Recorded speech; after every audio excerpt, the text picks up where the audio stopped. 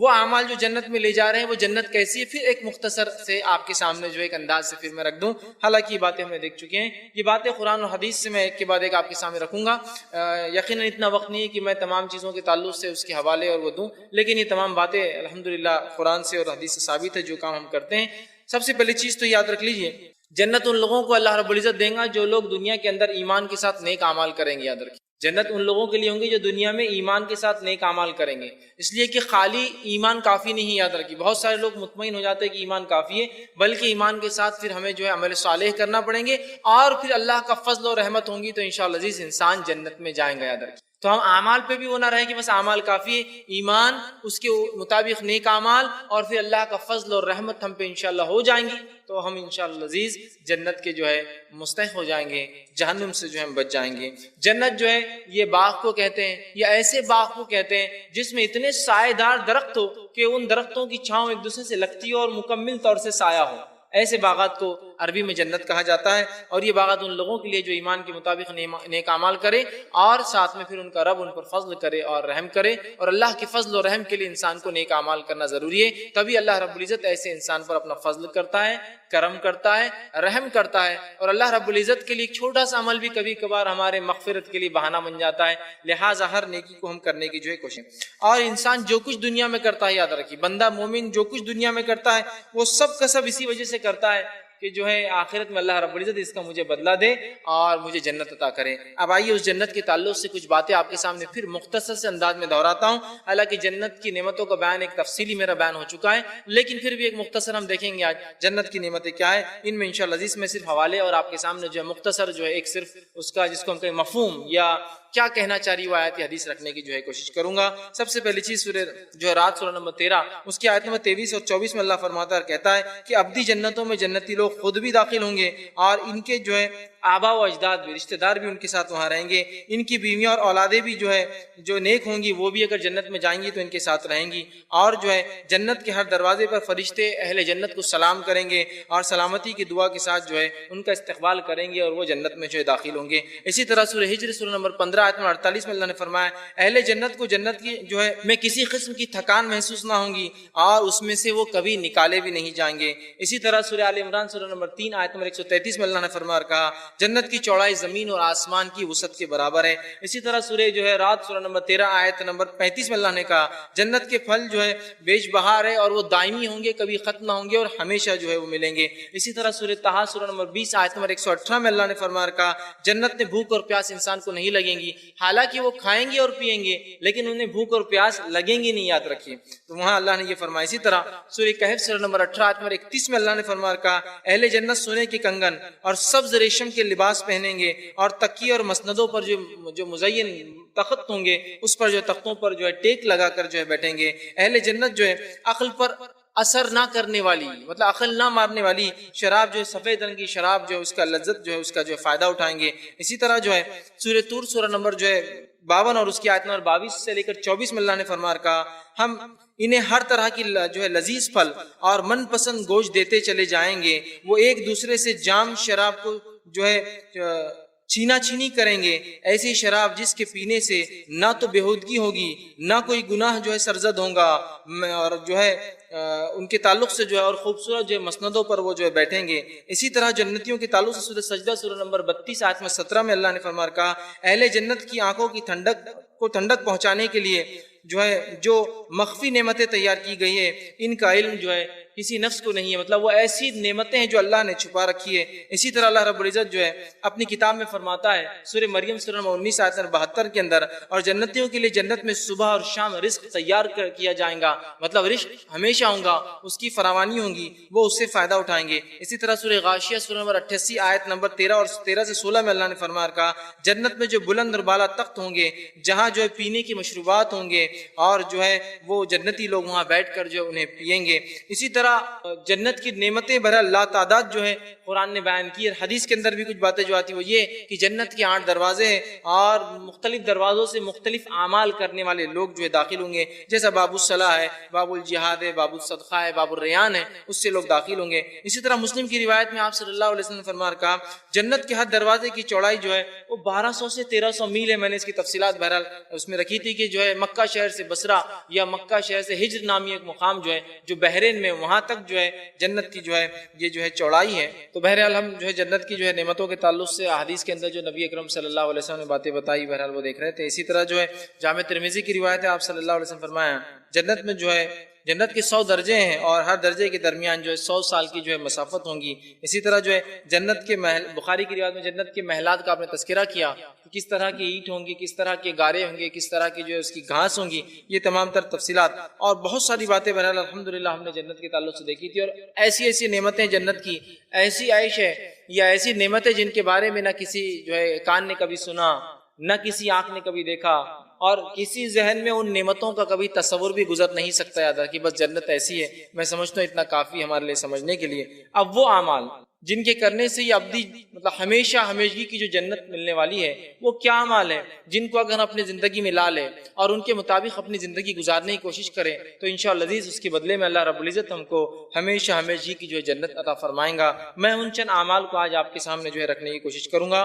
نبی اکرم صلی اللہ علیہ وسلم حدیث فرمایا، جامع ترمذی کی روایت ہے، اور آپ صلی اللہ علیہ وسلم نے فرمایا اور کہا جنت میں لے جانے والے اعمال کے تعلق جو پہلا عمل ہے وہ یہ ہے کہ اللہ تعالیٰ کا ڈر اور اچھے اخلاق یہ وجہ بنے گی جنت میں جانے کے لیے۔ اللہ تعالیٰ کا ڈر، تقویٰ اور حسن الخلق، اچھے اخلاق، یہ دو بڑی اہم وجہ جنت میں جانے کے لیے۔ اور جامع ترمذی کی روایت میں نبی اکرم صلی اللہ علیہ وسلم فرماتے، ابو ہریرہ رضی اللہ عنہ حدیث کے راوی وہ کہتے ہیں کہ نبی اکرم صلی اللہ علیہ وسلم سے سوال ہوا کہ ایسا کوئی عمل ہمیں بتائیے جو لوگوں کے، یا وہ عمل ہمیں بتائیے جو لوگوں کے جنت میں جانے کی سب سے زیادہ وجہ بننے والا ہے، مطلب ایسا کوئی عمل جس کے کرنے سے لوگ سب سے زیادہ جنت میں جائیں گے، وہ کیا ہے؟ تو نبی اکرم صلی اللہ علیہ وسلم فرمایا اور کہا اللہ کا ڈر اور اچھے اخلاق۔ مطلب جنت میں جانے کے لیے جو سب سے زیادہ جو عمل وجہ بننے والا ہے وہ دو اعمال ہے، پہلا اللہ کا ڈر، اللہ کا تقوی، اور دوسرا اچھے اخلاق۔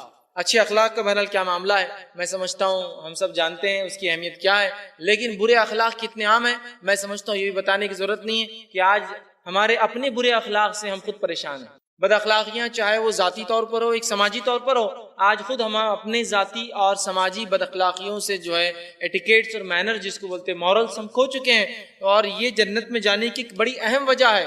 آپ صلی اللہ علیہ وسلم سے پوچھا گیا کہ آپ جو بتائیے ایسا کیا ہے جو سب سے زیادہ لوگ جس عمل کی وجہ سے جنت میں جائیں گے؟ آپ فرماتے ہیں سب سے زیادہ جس عمل کی وجہ سے لوگ جنت میں جائیں گے وہ اللہ کا ڈر اور اچھے اخلاق ہے۔ اور آج ہم اللہ کے ڈر اور اچھے اخلاق سے کتنے غافل ہیں میں سمجھتا ہوں بتانے کی ضرورت نہیں ہے۔ ایک حرام کام کرتے ہوئے جب کہا جاتا ہے یہ حرام ہے، وہ کہتا حرام ہے نا، دیکھا جائے گا بعد میں۔ اللہ کا ڈر کہاں باقی رہا؟ اور اخلاق کا کیا معاملہ ہے کہ ہماری بد اخلاقیوں سے لوگ گھبراتے ہیں، یا آپس میں ہم ڈرتے ہیں کہ آج کہیں کوئی مجھ سے بد اخلاقی نہ کر دے، یا ایک اچھے اخلاق والا انسان یہ سوچتا ہے آج کا میرا دن اچھا ہوگا اگر مجھ سے کوئی بد اخلاقی سے بات نہ کرے۔ تو بہرحال جنت میں جانے کی سب سے زیادہ جو وجہ بننے والے عمل ہے اس میں سے جو عمل ہے وہ یاد رکھیے اللہ کا ڈر اور اچھے اخلاق ہے۔ ہم کوشش کریں اچھے اخلاق کا دامن ہم ایسا تھام لیں، اچھے اخلاق کو اپنے نفس میں ایسے ڈال لیں، اس لیے کہ ہم اس نبی کی امتی ہے جس نبی کے تعلق سے اللہ رب العزت نے سورہ قلم میں گواہی دی فَإِنَّكَ لَعَلَىٰ خُلُقٍ عَظِيمٍ، اے نبی ہم نے آپ کو اخلاق کے سب سے بلند مرتبے پر فائز کیا، تو لہٰذا اپنے اخلاق کو سدھاریں۔ اسی طرح جنت میں جانے کے لیے جو عمل وجہ بنے گا اس میں سے ایک عمل یہ ہے خلوص دل سے کلمہ شہادت پڑھنا، اللہ کے تعلق سے گواہی دینا۔ شہادت کہتے ہیں وٹنس کو، گواہی کو۔ خلوص دل سے اللہ کے کلمہ شہادت کا پڑھنا یہ جنت میں جانے کی وجہ بنے گا۔ مسند احمد کی روایت ہے، اور جو ہے معاذ بن جبل رضی اللہ عنہ حدیث کے راوی وہ فرماتے ہیں اور کہتے ہیں نبی اکرم صلی اللہ علیہ وسلم نے فرمایا کہ جس شخص نے خلوص دل سے یہ شہادت دی کہ اللہ کے علاوہ کوئی معبود برحق نہیں، وہ جنت میں داخل ہوگا۔ جس شخص نے خلوص دل سے یہ گواہی دی کہ اللہ کے سوا کوئی معبود برحق نہیں، اللہ کے سوا کوئی عبادت کے لائق نہیں ہے، اللہ کے سوا کوئی بندگی اور جھکنے کے لائق نہیں ہے، تو وہ شخص جو ہے جنت میں جائیں گا۔ تو ہم کوشش کریں ہم کلمہ شہادت پڑھیں، اور صرف یہ گواہی زبانی نہیں ہوں گی، یہ گواہی عملی ہوں گی کہ ہمارے زندگی میں ہم کبھی اللہ کے ساتھ شرک نہ کریں، کبھی اللہ کے ساتھ شرک نہ کریں۔ گواہی کا معنی یہ نہیں کہ صرف ہم زبان سے کہہ دیں، اس لیے کہ مومن جو کہتا ہے وہ عمل پیرا ہوتا ہے۔ تو نہ صرف زبان سے یہ کہے کہ میں گواہی دیتا ہوں اللہ کے سوا کوئی معبود برحق نہیں، بلکہ میں اپنے عمل سے اظہار کروں کہ میں اللہ کے ساتھ کبھی کسی کو شریک نہ کروں، ورنہ اللہ ہم پر رحم کرے۔ ہم میں سے ایسے بہت سارے مسلمان ہیں جو اللہ کو اپنا رب، اپنا معبود، اپنا پالن کرتا، اپنا رازق ماننے کا دعویٰ تو کرتے ہیں، لیکن اللہ رب العزت کی طرف سے پہنچنے والی مصیبتوں پہ فوراً شرک کرنے لگ جاتے ہیں۔ بیماری زیادہ بڑھ گئی تو اب معاملہ جو ہے اللہ کے ہاتھ میں نہ رہا، اب کسی اور کی طرف ٹرانسفر کرنا پڑے گا معاملہ۔ اولاد نہ ہوئی تو اللہ کو چھوڑ کر کہیں اور مانگنا پڑیں گی، فوراً کرے تو نہیں۔ خلوص سے دل سے گواہی دینے کا معنی یہ کہ ساری زندگی اس شہادت پہ پھر وہ اڑا رہے جس اس نے گواہی دی، جو اس نے اس چیز کو مانا ہے، اس ماننے پر وہ ہمیشہ اس پر عمل پیرا ہو کہ میں اللہ کو مانتا ہوں اور اللہ میرا جو ہے رب ہے، خالق، مالک، رازق ہے، اولاد کا دینے والا، زندگی اور موت کا دینے والا، مصیبتوں کو دینے والا، آزمانے کے لیے اور اس کو پھر حل کرنے والا بھی، یہ ماننا ہوگا۔ تو ایسا شخص بھی جو ہے جنت میں جائیں گا۔ کتنی اہم اور کتنی بڑی بات ہے نا، صرف ایک کلمہ ہے جسے پڑھنا ہے، اس کے تقاضوں کو پورا کرنا ہے۔ اسی طرح ایک عمل جو جنت میں جانے کی جو وجہ بنے گا، ان اعمال میں سے ایک عمل یہ ہے کہ وفات کے وقت جو شخص کلمہ شہادت پڑھیں گا، گواہی دیں گا اللہ کے سوا کوئی معبود نہیں، وہ شخص بھی جنت میں جائیں گا۔ ابو داؤد کی روایت ہے، معاذ بن جبل رضی اللہ عنہ حدیث کے راوی فرماتے ہیں اور کہتے ہیں نبی اکرم صلی اللہ علیہ وسلم بیان کیا، آپ نے فرمایا اور کہا جس شخص کا بوقت وفات آخری کلام لا الہ الا اللہ ہوگا وہ شخص جنت میں جائیں گا۔ آخری کلام جس کا لا الہ الا اللہ ہوگا، تو ہم کوشش کریں کہ اپنی ساری زندگی ہم توحید پر رہیں اور اس کے بعد اللہ سے دعا کرے کہ اللہ ہمارے جو ہے زبان پر موت سے پہلے یہ کلمہ جاری ہو۔ دونوں ہی بات، ایک تو پوری زندگی اس کلمے پر ہو اور دوسرا پھر اللہ سے دعا بھی ہو اللہ کی ہم جب ہم ختم ہو اس دنیا سے جائے تو ہم جو ہے اس چیز کی گواہی دے۔ یہ بڑی اہم بات ہے، کلمہ شہادت کی یاد رکھیے، بہت بہت بہت بڑی اہمیت ہے۔ وہ صرف اس کلمے کی نہیں بلکہ اس کلمے کے تقاضے پورے کرنے والے کے لیے معاملہ ہے۔ اور ظاہر سی بات ہے آخری وقت میں وہی اللہ کی جو ہے گواہی دیں گا، وہی لا الہ الا اللہ کہیں گا، ظاہر سی اس کی زندگی ساری لا الہ الا اللہ پر گزری ہو، یاد رکھیں۔ اسی طرح وہ جو اعمال جنت میں جانے کی وجہ بنیں گے، اس میں سے ایک عمل یہ ہے کہ اپنے مال کی حفاظت میں قتل ہونے والا آدمی جو ہے وہ بھی جو جنت میں داخل ہو۔ اپنی ظاہر سی بات ہے، مال جب بھی بات آ رہی ہے تو حلال مالی ہوتا ہے، اس سے صدقات کی بات ہو رہی ہے، زکوٰۃ کی بات ہو رہی ہے، اللہ کے راہ میں خرچ کی بات ہو رہی ہے، دینے کی بات ہو رہی ہے، تو حلال مالی ہوتا ہے یہاں مراد۔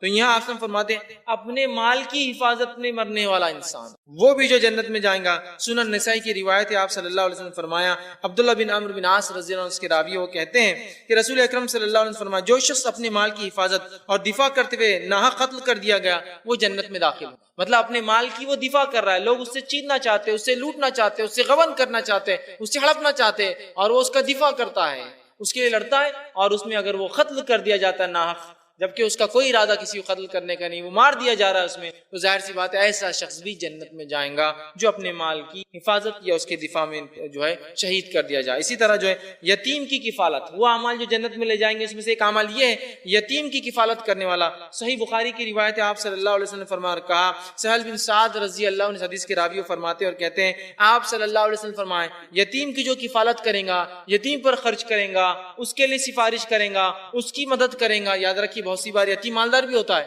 تو اس کو آپ کے پیسے کی ضرورت نہیں ہے، آپ کی سفارش کی، آپ کی محبت کی، آپ کی الفت کی، آپ کے جو ہے اس کے ساتھ جود اور جو ہے اس کے ساتھ ایک اچھا معاملے کی ضرورت ہے، تو آپ نے فرمایا جو یتیم کی کفالت کریں، اس پہ خرچ کریں گا، اس کے لیے انتظام کریں گا، اس سے اچھا سلوک کریں گا، تو آپ نے فرمایا وہ میرے ساتھ جنت میں ایسا ہوں گا، اور آپ نے اپنی شہادت کی انگلی اور بیچ کی انگلی سے اشارہ کیا، وہ میرے ساتھ جنت میں ایسا ہوں گا، مطلب وہ میرے جنت میں بہت قریب ہوں گا وہ شخص جو یتیم کی کفالت کریں گا۔ آج ہم یتیم کو دھکے دے کر نکالتے ہیں، یتیم کو مال کو ہڑپ کرنے کا جو ہے ارادہ کرتے ہیں، کوئی یتیم ہو جائے تو اس کی جو ہے تعلیم تربیت ویسی نہیں ہوتی جیسے اپنے بچوں کی کرتے ہیں، حالانکہ اس کے پاس مال و دولت ہے لیکن آپ اس لیے اور ہم اس لیے نہیں کرتے کہ مال و دولت ہڑپنا ہے۔ یتیم کو یاد رکھیے جو تکلیف دیں گا اللہ رب العزت دنیا میں ہی اس سے ایسا سخت بدلہ لیتا ہے، یاد رکھیے۔ میں نے اپنی زندگی میں کچھ لوگوں کو دیکھا کہ جن لوگوں نے یتیم کے ساتھ برا سلوک کیا، اللہ رب العزت نے یہیں رہتی دنیا میں بتا دیا یتیم کے ساتھ برا سلوک کرنے کا نتیجہ اور انجام کیا ہوتا ہے۔ اس کا حق مارنا کتنی خطرناک چیز کہ اگر ایک بھائی میرا اگر انتقال کر جاتا ہے تو دوسرے بھائی پورے مل کر پلان کرتے ہیں کیسا یتیم سے پورا معاملہ چھین لیا جائے، کیسا اس کی بیوہ کو رفع دفع کیا جائے، نکال دیا جائے، اور کیسا اس کی بچیوں کو جو ہے کچھ نہ کچھ کر دیا جائے، اور کیسا ان بچوں کو یا تو نوکر بنا کے زندگی میں رکھا جائے، ان کی شادی نہ کی جائے، ان کو بالغ ہونے کے بعد بھی ان کا مال نہ دیا جائے، ان کا جائز حق بھی نہیں نہ پہنچائے۔ اور یتیم کے تعلق سے قرآن نے بار بار اس لیے کہا، اس بات کو ہم غور کریں اور سمجھ لیں، اس لیے کہ یتیم سماج کا سب سے کمزور فرد ہوتا ہے، وہ ویکسٹ سیکشن ہے سوسائٹی کا، سب سے کمزور انسان ہوتا ہے۔ اور یتیم کی یتیمی کیا ہوتی ہے وہ یاد رکھیے یتیم ہی جانتا ہے، میرے لیے بتانا ممکن نہیں یتیم کی یتیمی کیا ہوتی ہے۔ جو یتیم نہیں ہو وہ نہیں بتا سکتا یتیم کیا ہے۔ یتیمی ایک ایسی مجبوری ہے جس کا ہم اندازہ نہیں لگا سکتے۔ آپ کو اگر خالی ایک مثال دیکھنا ہے تو راستے پہ کبھی بیٹھ جائیے اور جس بچے کا والد گھر پر ہے یا آنے والا ہو یا وہ حیات ہو چاہے یہاں نہیں رہتا ہو ملک سے باہر رہتا ہو، اور جس بچے کا والد نہ ہو، دونوں کو اگر چھیڑ دیا جائے تو پہلے کو دیکھیے آپ کیسے مضبوطی سے کہیں گے آنے دو میرے والد کو بتاتا ہوں، دوسرے کے پاس یہ بولنے کے لیے کہ میرا باپ آنے والا ہے۔ اس کی کمزوری کو آپ سمجھیے کتنا مسکین ہوتا ہے، کتنا کمزور ہوتا ہے وہ سماج، وہ بول بھی نہیں سکتے کوئی آنے والا ہے، وہ کھا لے گا مار اور کہیں گا کوئی بات نہیں، اس لیے کہ اس کو کوئی آنے والا نہیں، اس کو پتا ہے نا گھر پہ جا کر کسی کو بول سکتا ہے نہ کوئی اس کے تائید کے لیے کھڑا ہوگا۔ تو اس کی یتیمی، اس کی کمزوری، صرف یتیم کی کیا کمزوری ہوتی ہے وہ صرف ایک یتیم جانتا ہے، اس کو بتانا میرے لیے محال ہے۔ اس لیے یتیم کو ہاں مالدار ہو سکتا ہے تو یہ مت سمجھیے اور اتنا مالدار یتیم ہے، یتیم کو جو آپ کی سپورٹ کی، یہ سپورٹ کی مال کے اعتبار سے بھی ہو سکتا ہے، مالدار یتیم ہے تو آپ کی وسیلوں کے اعتبار سے ہو سکتا ہے، جان پہچان سے اس کی والد کی جائیداد اس تک لوٹانا، اس کی تجارت کو باقی رکھنا تاکہ وہ بڑا ہو تو پھر اس کو دی جائے، یہ کام چچا کر سکتا ہے، ماموں کر سکتا ہے، دادا کر سکتا ہے، نانا کر سکتا ہے، پڑوسی کر سکتا ہے، دیگر رشتہ دار کر سکتے ہیں نا۔ تو ہم یتیم کی کفالت کریں اور یتیم کے مال کے قریب بھی نہ جائے، اس لیے کہ یتیم کے مال کے قریب جانا بہت سنگین جرم ہے، بد نیتی سے، برے ارادے سے۔ بہرحال، اور نبی اکرم صلی اللہ علیہ وسلم یتیموں کے تعلق سے بہت بہتر انداز سے جانتے تھے، کیوں تو آپ دوہرے یتیم تھے، ویسے یتیمی باپ کے انتقال سے ہی ہوتی ہے، آپ دوہرے یتیم تھے، نہ آپ کو والد تھا نہ آپ کو والدہ تھی، تو ایسے ہی انسان سمجھ سکتا ہے کہ یتیم کے ساتھ کیا ہوتا ہے، اور اللہ رب العزت نے بھی بار بار یتیم کے تعلق سے بار بار جو قرآن میں ہوگا، اس لیے کہ سماج کا سب سے کمزور فرد ہے۔ بہرحال اسی طرح وہ اعمال جو جنت میں لے جائیں گے اس میں سے ایک عمل یہ ہے کہ نماز اشراق کی 4 رکعت اور نماز ظہر سے پہلے کی 4 رکعت پڑھنا، یہ بھی جنت میں لے جانے کا سبب بن سکتا ہے۔ کتنی بڑی بات آ رہی ہے دیکھیں نماز کے تعلق سے۔ اور نبی اکرم صلی اللہ علیہ وسلم فرماتے ہیں، سلسلۃ الاحادیث الصحیحہ کی یہ روایت ہے، ابو موسیٰ اشعری رضی اللہ عنہ حدیث کے راوی فرماتے ہیں اور کہتے ہیں کہ نبی اکرم صلی اللہ علیہ وسلم فرمایا، جس شخص نے نماز اشراق کی 4 رکعتیں اور پہلی نماز مطلب ظہر کی نماز کی جو ہے 4 رکعتیں پابندی سے پڑھی، اس کے لیے جنت میں ایک گھر بنا دیا جاتا ہے۔ جنت میں گھر مطلب وہ جنت جانے والا ہے۔ جو شخص اشراق کی نماز اور جو شخص ظہر سے پہلے کی 4 رکعتیں پابندی سے پڑھتا ہے، اس کے لیے جنت میں گھر بنا دیا جاتا ہے۔ تو اس معمول کو، اس چیز کو بھی، نماز کو بھی ہم اپنا معمول بنا لیں۔ اسی طرح وہ عمل جو جنت میں لے جاتا ہے، ان عمل میں سے ایک عمل یہ ہے کہ نماز فجر اور نماز عصر باقاعدگی سے ادا کرنا۔ جو شخص پابندی سے، ویسے دیکھیے نمازیں تو پوری ہم کو چونکہ فرض ادا کرنا ہے، لیکن عصر اور فجر کو اسپیشل پابندی کی جا رہی، چونکہ یہ 2 ایسے وقت ہیں جب انسان نیند اور سستی میں اس نماز کو ضائع کرتا ہے، اس لیے بیان کیا جا رہا ہے۔ تو آپ نے فرمایا، بخاری کی روایت ہے، فرمایا جو ہے ابو موسیٰ اشعری رضی اللہ عنہ حدیث کے راوی کہتے ہیں، اللہ کے رسول صلی اللہ علیہ وسلم فرمایا، جس شخص نے 2 ٹھنڈے وقت والی نمازیں فجر اور عصر کے تعلق سے ادا کی، وہ جنت میں داخل ہو جائیں گا۔ چونکہ یہ وہ 2 نمازیں جس میں سب سے زیادہ غفلت برتتے ہیں، ہے نہیں؟ فجر سونے میں چلی جاتی ہے، ظہر بزنس کھولنے تک چلی جاتی ہے، عصر چائے اور کسی کی سستی میں نکل جاتی ہے، مغرب ہوا تو کبھی چونکہ تھوڑے زیادہ لوگ پڑھ لیتے ہیں اس لیے مغرب میں رش بھی ہوتا آ جاتے ہیں، عشاء کا معاملہ یہ کہ وہ تو پتہ ہی نہیں کوئی نماز ہے یا نہیں ہم کو، تو یہ معاملہ بہرحال معمول بنا دیا۔ تو دیکھیے 2 نمازیں فجر جو عصر حالانکہ فرض ہے لیکن پھر بھی اجر دے رہی ہے۔ فرض تو وہ چیزیں جو کرنا ہی ہے، لیکن اللہ نے بہت اجر رکھا، یاد رکھیے فرائض پہ یاد رکھیے۔ اسی طرح جو ہے وہ عمل جو جنت میں لے جانے کی وجہ بنے گا، اس میں سے ایک عمل ہے کثرت سے نفلی روزے رکھنا، نفلی روزے کثرت سے رکھنا۔ یہ مستدرک حاکم کی روایت ہے، نبی اکرم صلی اللہ علیہ وسلم فرمایا، ابو امامہ رضی اللہ عنہ حدیث کے راوی کہتے ہیں کہ جو ہے وہ فرماتے ہیں کہ اللہ کے رسول صلی اللہ علیہ وسلم سے سوال کیا گیا، مجھے کوئی ایسا عمل کا حکم دیں کہ جس کے ذریعے میں جنت میں داخل ہو جاؤں۔ آپ نے فرمایا، کثرت سے روزے رکھا کر، بلا شبہ اس کی مثل کوئی اور عمل نہیں ہے۔ انہوں نے سوال کیا، اللہ کے رسول کیا کروں جس کی وجہ سے میں جنت میں جاؤں گا؟ تو کہا کثرت سے نفلی روزے رکھ، اس لیے کہ اس کی مثال اور کوئی عبادت نہیں ہے۔ مطلب کثرت سے نفلی روزے رکھنا جنت میں جانے کی وجہ بنے گا، اور یہ ایک بڑی اہم عبادت ہے، یاد رکھیں۔ ہمارا معاملہ نماز کے حد تک تو نفلی نمازیں ہم پڑھ لیتے ہیں، لیکن نفلی روزوں میں بڑے کمزور ہم نظر آتے ہیں۔ ایک سماج کے طور پہ تو بڑے کمزوری، فرد کے طور پر ہو سکتا کچھ لوگ رکھتے ہو، ایک سماج کے طور پر، مثال کے طور پر اگر آپ کو ایسے سوسائٹی میں جائے، ایسا مثال کے طور پر آپ مدینہ یا مکہ میں جائے کبھی، تو وہاں پیر اور جمعرات کا ایسا معمول ہوتا ہے، اکثر لوگ روزہ رکھتے ہیں، ایک سماجی اعتبار سے، سماج سوسائٹی کے اعتبار سے عام ہے بالکل، اس لیے کہ نبی اکرم صلی اللہ علیہ وسلم پیر اور جمعرات کا روزہ رکھتے تھے، یہ سنت ہے، تو ایک معمول ہے، سبھی رکھتے ہیں۔ تو آدمی کیا ہوتا ہے، جب سماج میں ایک کام ہوتا ہے تو سب کو کرنا آسان ہو جاتا ہے۔ اب ہمارے پاس یہ ہے کہ اگر کوئی روزہ رکھ لے، کسی سے پوچھا جائے بھائی کچھ کھانے کے لیے دیا جائے، روزہ ہے تو بہت بڑا ولی ہے یہ آدمی، تو پیر کا روزہ رکھ لیا، جمعرات کا روزہ رکھ لیا. تو کبھی کبھار انسان ڈرتا ہے کہ ایسا نہ ہو کہ میرے بارے میں لوگ مشہور کر دیں کہ میں بہت متقی پرہیزگار ہوں. مطلب اس کے چرچا ہو جاتا ہے، اس لیے کہ بہت کم لوگ کرتے ہیں نا یہ عمل. تو ظاہر سی بات ہے جو کرتا ہے وہ مشہور ہو جاتا ہے. جبکہ نبی اکرم صلی اللہ علیہ وسلم کا معمول تھا، ہمیشہ کیا کرتے. تو بہرحال نفلی روزے ایک ایسا عمل ہے جنت میں لے جانے کی، ایک ایسی وجہ بننے والا ہے کہ اس کی مثل کوئی دوسری عبادت نہیں. نماز کے بعد روزہ ہی ہوتا ہے تو کوشش کرے. نفلی روزوں کا ایک معمول جمعرات ہے، اسی طرح جو ہے پیر ہے، ٹھیک ہے، اسی طرح ایام 20 کے روزے ہیں، جو اسی طرح جو ہے محرم کا روزہ ہے جو ہے 9 اور 10 کا، اسی طرح جو ہے 9 ذی الحجہ کا جو ہے عرفہ کا جو ہے روزہ ہے وہ روزہ ہم رکھ سکتے ہیں، چونکہ یہ بھی سنت ہے. اور جو ہے اور بھی جو ہے آپ صلی اللہ علیہ وسلم سے روزے ملتے ہیں کہ آپ جو ہے ذی الحجہ کے اندر جو ہے پہلے 9 دن جو ہے روزہ رکھا کرتے تھے، عید سے پہلے تک 9 دن رکھتے تھے. اس تعلق سے بھی صحیح روایتیں ملتی ہے. تو ہمیں کوشش کرنا چاہیے ہم روزے کثرت سے رکھیں، نفل روزوں کا ہم اہتمام کریں. اسی طرح وہ اعمال جو جنت میں جائیں گے اس میں سے ایک عمل یہ ہے کہ لوگوں سے اچھی گفتگو کرنا اور کھانا کھلانا جنت میں جانے کے لیے وجہ بننے والا ہے. مستدرک حاکم کی روایت ہے، جو ہے اس کے جو ہے راوی کہتے ہیں کہ نبی اکرم صلی اللہ علیہ وسلم نے فرمایا اور کہا کہ ان کے پاس ایک شخص حاضر اور پوچھا کہ وہ اور کہا کہ اللہ کے رسول صلی اللہ علیہ وسلم کون سی چیز جو ہے جنت کو واجب کر دیتی ہے، میں کیا کروں تو جنت مجھ پہ واجب ہو جائے. تو نبی اکرم صلی اللہ علیہ وسلم نے فرمایا اور کہا کہ اچھی گفتگو کیا کر اور جو ہے کھانا کھلایا کر.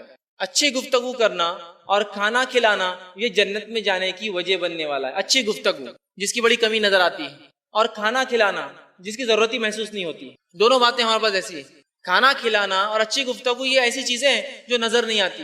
ایک امت کے لحاظ سے کوئی فقیر آ جائے جس کے پاس ویسی جھولی بھر کے کھانا ہے، جھولی بھر کے وہ جا کے پتہ نہیں کھانا سپلائی کر رہا، لوگوں کو بانٹ دے رہا، وہ حال ہے. لیکن جو مسکین ہے، جو محتاج ہے، مسافر ہے، تنگ دست ہے، ان کے لیے کوئی انتظام نہیں ہے پاس. مسافر کا دیکھیے اب ایسا حال ہوتا ہے پیسہ جیب میں لیکن کھانا نہیں ملتا ہے اس کو، سمجھا؟ تو ان کے لیے کوئی نظم ہمارے پاس ایک سماج کے طور پر نظر نہیں آتا. اور اچھی گفتگو کا کیا معاملہ ہو، بہرحال میں کیا بتاؤں. گفتگو میں اتنا گھٹیا انداز ہم اختیار کر چکے ہیں، بات چیت میں اتنا گھٹیا انداز اختیار کر چکے ہیں کہ بہت مشکل والا معاملہ ہے. اور اگر تھوڑی بہت جو ظاہری طور سے کر رہے ہیں وہ بھی ایک لمیٹڈ معاملہ رہتا ہے، لمیٹڈ ایڈیشنز ہوتے ہیں ان کے کہ بھائی کسی سے بحث ہوگی تو تھوڑی دیر بحث چالو، اس کے بعد ٹوپی اتاروں کیا، مطلب اب تک عزت سے بات کر رہا ہوں، ابھی اتار کے بات بھی کر سکتا ہوں. تو یہ تو حال ہے. مطلب اگر تھوڑی بہت اچھی بات ہو رہی ہے تو وہ بھی لمیٹڈ ایڈیشن ہوتا ہے صرف کہ بھائی اس کی بس اتنی حد ہے، اس کے بعد ہی آؤٹ آف کنٹرول جانے والا. تو گفتگو کو ایسا معاملہ کر لے کہ بس بہترین گفتگو، اس لیے کہ زبان ایک ایسی ہلاک کرنے والی چیز ہے. یاد رکھیے یہ نعمت تو ہے اپنی جگہ، لیکن جتنی بڑی نعمت اتنی بڑی ہلاکت. ایسی ہلاک کرنے والی چیز ہے کہ جامع ترمذی کی روایت ہے ہر صبح زبان سے سارے جسم کی اعضاء گزارش کرتے ہیں، دیکھ اللہ کے معاملے میں تو ڈرتے رہنا، اگر تو بگڑ گئی تو ہم سب بگڑ جائیں گے، جہنم میں جائیں گے، اور تو سدھر رہی تو ہم بھی جو ہے جہنم کی آنکھ سے بچ جائیں. روز گزارش کر. ہے تو ایک نرم گوشت کا ٹکڑا، ہڈی بھی نہیں پائی جاتی اس کے اندر، لیکن بہت بڑی عظیم نعمت ہے، اتنی ہی بڑی ہلاکت ہے. اور سائنسی اور طبی اعتبار سے سب سے جلدی جسم کے جس اعضاء کے زخم سوکھتے ہیں وہ زبان ہے. زبان پہ کبھی اگر کسی کو زخم لگا ہونا ودن آورز اچھا ہو جاتا، اللہ نے اس کو بنایا اس طرح سے. لیکن یہ بات مشاہدے سے طے ہے، ایکسپیریمنٹڈ ہے کہ اس سے دیے گئے جو نقصان اور زخم ہے یہ سب سے زیادہ ہرے رہتے ہیں. سب سے زیادہ زخم اس کے سب سے جلدی اچھے ہوتے ہیں، لیکن اس سے جو ضرب لگتی ہے نا سامنے والے کو، یہ زخم زندگی بھر ہرے رہتے ہیں. بہت احتیاط کریں. اچھی گفتگو، اچھی بات، اچھی گفتار، اچھے سے ملے، سلام کرے، خیر خواہی کا جذبہ رکھے، اچھی بات کرے. اور کبھی بھی جو ہے اس لیے کہ مومن اینٹ کا جواب پتھر سے نہیں دیتا، کہ تو اینٹ کے جواب پتھر سے ہمیشہ برائی کے معنی میں لے آتا ہے، اس لیے میں دے رہا ہوں. ہاں اچھائی کے معنی میں ہے نا، اس نے 100 خیرات کیا، میں 1000 خیرات کروں گا، دیجیے. اینٹ کا جواب پتھر سے دیجیے، کانکریٹ سے دیجیے، اور کچھ ہو دیجیے. آپ اچھائی کا جواب اس سے بڑی اچھائی سے. لیکن مومن دنیا کے معاملات میں گفتگو میں اینٹ کا جواب پتھر سے نہیں دیتا کہ اس نے گالی دیں گی تو میں 2 دوں گا، اس نے ماں بولا تو میں اس کی دادی تک پہنچ جائیں گا، اس نے 1 پیڑھی تو میں اس کی 6 پیڑھیاں گن لوں گا. اچھی گفتگو اور کھانا کھلانا ایک دوسری چیز ہے جو بڑا قلیل نظر آتا. ہمارے پاس ایسے نظم ہونا چاہیے، سسٹم ہونا چاہیے کہ جہاں کھانے کا نظم ہو، لوگ آتے رہیں اور کھاتے رہیں، چاہے مستحق ہو چاہے غیر مستحق. نظم بنا دیجیے، سسٹم ہے کمیونٹی کے طور پر کہ ہمارے علاقے میں ایک نظم ہے، فلاں علاقے میں یہ، فلاں علاقے میں بستی کے وہاں، اور وہاں ایک شہر میں 4 نظم ہے، جہاں انسان مسافر، مسکین، مجبور، محتاج، فقیر آئے وہ کھا لے جا کر. اور ظاہر سی بات ہے جب ایک نظم ہوگا نا، میں سمجھتا ہوں آدمی جو کماتا ہے اس کے پاس سب کچھ ہے، وہ وہاں نہیں آئیں گا، خود نہیں آئیں گا، اس کو خود شرم آئیں گی. اور اگر آتا بھی ہے تو اللہ کا بندہ کھا لینا اگر کھاتا ہے تو، لیکن مستحقین بھی تو ہزاروں ہزار فائدہ اٹھائیں گے اس سے. آپ اسپتالوں کو دیکھ لیجیے، گورنمنٹ ہاسپٹلس ہوتے ہیں، کیا حالت ہے ان کے کہ انسان آ گیا آدھی رات کو، کھانے کو نظم نہیں، پیسہ ہے جیب میں یہی تو کہہ رہا ہوں، ہر بار پیسہ وجہ نہیں بنتا ہے، جیب میں پیسہ ہے، کھانا کہاں سے لائیں گے؟ پیسہ ہے گھر پر ہے لیکن 2 دن تو یہاں رہنا نا پیسہ آنے تک، کہاں نظم ہے؟ کوئی نظر آتا ہے؟ پھر جائے لوگوں گھر پہ دستک دے، بھیک مانگے، اور اس کے بعد پھر مسائل شروع ہو جاتے ہیں۔ نظم قائم ہو، ایسے سسٹم بنے، اللہ ایسے لوگوں پر رحم کرے جو ایسے سسٹم کو بناتے ہیں، اس کے لیے مدد کرتے ہیں، اس کے لیے کوشاں سسٹم بنائیے۔ کھائیں گے کچھ لوگ ہٹے کٹے بھی، کھانے دیجیے، لیکن مسکینوں کی ایک مدد، ایک سسٹم بن جائے گا۔ یاد رکھیے کہ تو بھوکوں کو کھانا کھلانا بڑی اہم بات ہے۔ قرآن نے مکی صورتوں کے اندر جب اللہ کے رسول صلی اللہ علیہ وسلم پہ نماز، روزے، زکوٰۃ کے حکم نہیں آئے تھے، بار بار جس چیز کی تاکید دی، یتیموں کا ادا کرنا، مسکینوں کو کھانا کھلانا۔ کیوں کھانے پہ اتنی زور دیا گیا؟ اس لیے کہ بھوک کے بعد موت ہوتی ہے، اور یتیم سب سے کمزور انسان ہوتا ہے سمجھ۔ بھوک کے بعد موت، یہ ہم کو نہیں سمجھ میں آئیں گی نا۔ روزہ بھی رکھتے ہیں، اگر 14 یہ رمضان جو چل رہے ہیں 14 سے 15 گھنٹے کا روزہ ہے، تو کیا شہرت مل گئی ہے رمضان کو؟ بہت بڑا روزہ ہے، بہت بڑا روزہ ہے، بہت بڑا روزہ ہے۔ کیوں؟ 15 گھنٹے کا روزہ ہے، اور 15 گھنٹے کے بعد سے اللہ رحم کرے پھر صبح تک کیا حال ہو رہا ہے، وہ پیٹ خود بولتا ہے بہت برا حال ہے، بہت برا حال ہے، بہت برا حال ہے۔ یہ تو تمہارے بھوکا رہنا کوئی فائدہ نہیں ہو 15 گھنٹے کا۔ تو 15 گھنٹے میں جو بھوک محسوس ہوتی ہے اس کو تھوڑا سا سوچیے۔ لیکن ہمیں پتا ہے ہمارے بازار بھرے ہیں کھانوں سے، ہمارے گھر بھرے ہیں کھانوں سے، ہمارے فریج بھرے ہیں کھانوں سے، لیکن بھوک اس کی اندازہ لگائیے جس کو بھوک تو ہے لیکن اسے پتا ہے، حالانکہ وہ روزے سے بھی نہیں ہے، اسے پتا ہے نہ بازار میں کھانا ملے گا، نہ بستی میں کھانا ہے، نہ میرے گھر میں فریج ہے۔ آپ بولیں گے ایسا کہاں ہوتا، پتہ نہیں کہاں کی بات کوڑی اٹھا کے لا لی فیض بھائی نے اور ہم کو لا کے سنا رہے کہ ایسا ہوتا۔ کیا آپ نے کبھی سنا ہے؟ کیا آپ خبریں روز نہیں پڑھتے؟ افریقہ کے کتنے ممالک ہیں جہاں روز لوگ مرتے ہیں، صرف بھوک کی وجہ سے مرتے ہیں، کھانا نہیں ہونے سے معلوم کئی لوگ مرتے ہیں، روز سینکڑوں مرتے ہیں۔ ان کی خبریں سن کے کبھی ہم کو احساس بھی نہیں جاگتا کہ تو کالے لوگ ہیں، کیا ہمارا ان سے تعلق؟ افریقہ بولے تو جنگل، جنگلی لوگ، برے لوگ، کالے لوگ، یہ آتا ہے نا آپ کو۔ لیکن اگر کسی بر اعظم کو، کانٹیننٹ کو اونلی مسلم کانٹیننٹ کہا جا سکتا تو افریقہ ہے۔ 22 مسلم ملک ہے اس کے اندر، 22 مسلم کنٹریز۔ تو یہ ہمارے ہی بھائی مرتے ہیں، معلوم آپ، یہ ہمارے ہی بھائی۔ رنگت اور نسل بدلنے سے کیا مومن کا رشتہ کمزور ہو جاتا ہے کسی سے؟ بھوکے مر رہے ہیں لوگ، اور ہمارا یہ کہ ہم کھانوں کو پھینکتے ہیں۔ کھلانے کا کوئی نظم نہیں۔ سسٹم شروع کیجئے اپنے علاقے میں نہیں پاتے تو دوسرے گاؤں اور شہر میں، دوسرے گاؤں شہر میں، دوسرے ملکوں میں دیجئے۔ آج لوگ بھوک سے مر رہے ہیں، کتنی تعجب کی بات ہے نا۔ ساری امت جواب دیں گی اللہ کے پاس جو لوگ مرتے ہیں بھوک کی وجہ سے، ہماری زکاتیں نہ ادا کرنے کی وجہ سے۔ نہ آپ زکات کا نظم ایک سسٹم ہے، وہ سسٹم اگر رائج کر دیا جائے تو میں سمجھتا ہوں کوئی مسلمان نہیں، دنیا میں کوئی انسان بھوکا نہیں مرے گا۔ ایک سسٹم بنائیے، لوگوں کو خوب کثرت سے کھلائیے، کھلانے کو، کھانے کے نظم کو عام کر دیجئے، اس لیے کہ لوگ بھوک سے مر رہے ہیں دنیا کے اندر، اور دیکھا جا رہا آج یہ ہو رہا ہے۔ ایک واقعہ چھوٹا سناتا ہوں، بات کو آگے بڑھاتا ہوں۔ کھانے کے تعلق سے ایک ٹی وی کے اوپر ایک لائیو شو چل رہا تھا۔ ایک شخص نے افریقہ کے ایک ملک سے جو ہے کال کیا، اور ایک شیخ جو بیٹھے تھے جو مسائل کا حل بتا رہے تھے، اس سے ایک سوال کیا۔ اس کا سوال تھا کہ افریقہ کے غریب ملک سے ایک مسلمان کال کرتا ہے اور سوال کرتا ہے، شیخ میرا سوال آپ سے یہ ہے کہ اللہ رب العزت میرا روزہ قبول کریں گا، اس لیے کہ مجھے نہ سحر ملتی ہے نہ افطار میں کچھ کھاتا ہوں؟ کیا میرا روزہ اللہ قبول کرے گا اس لیے کہ نہ میری سحر ہوتی ہے نہ مجھے افطار میں کچھ ملتا ہے؟ اس لیے کئی دن وہ لوگ بھوکے رہتے ہیں۔ تو روزہ تو ہے لیکن بھوک تو ویسے ہی ہے، بھوکے تو ویسے ہی رہنا ہے۔ کہا کہ اللہ میرا روزہ قبول کریں گا، نہ ہم افطار کر سکتے ہیں نہ ہمارے پاس سحر کا کوئی نظم ہو۔ تو یہ غربت کی زندگیاں لوگ گزار رہے ہیں۔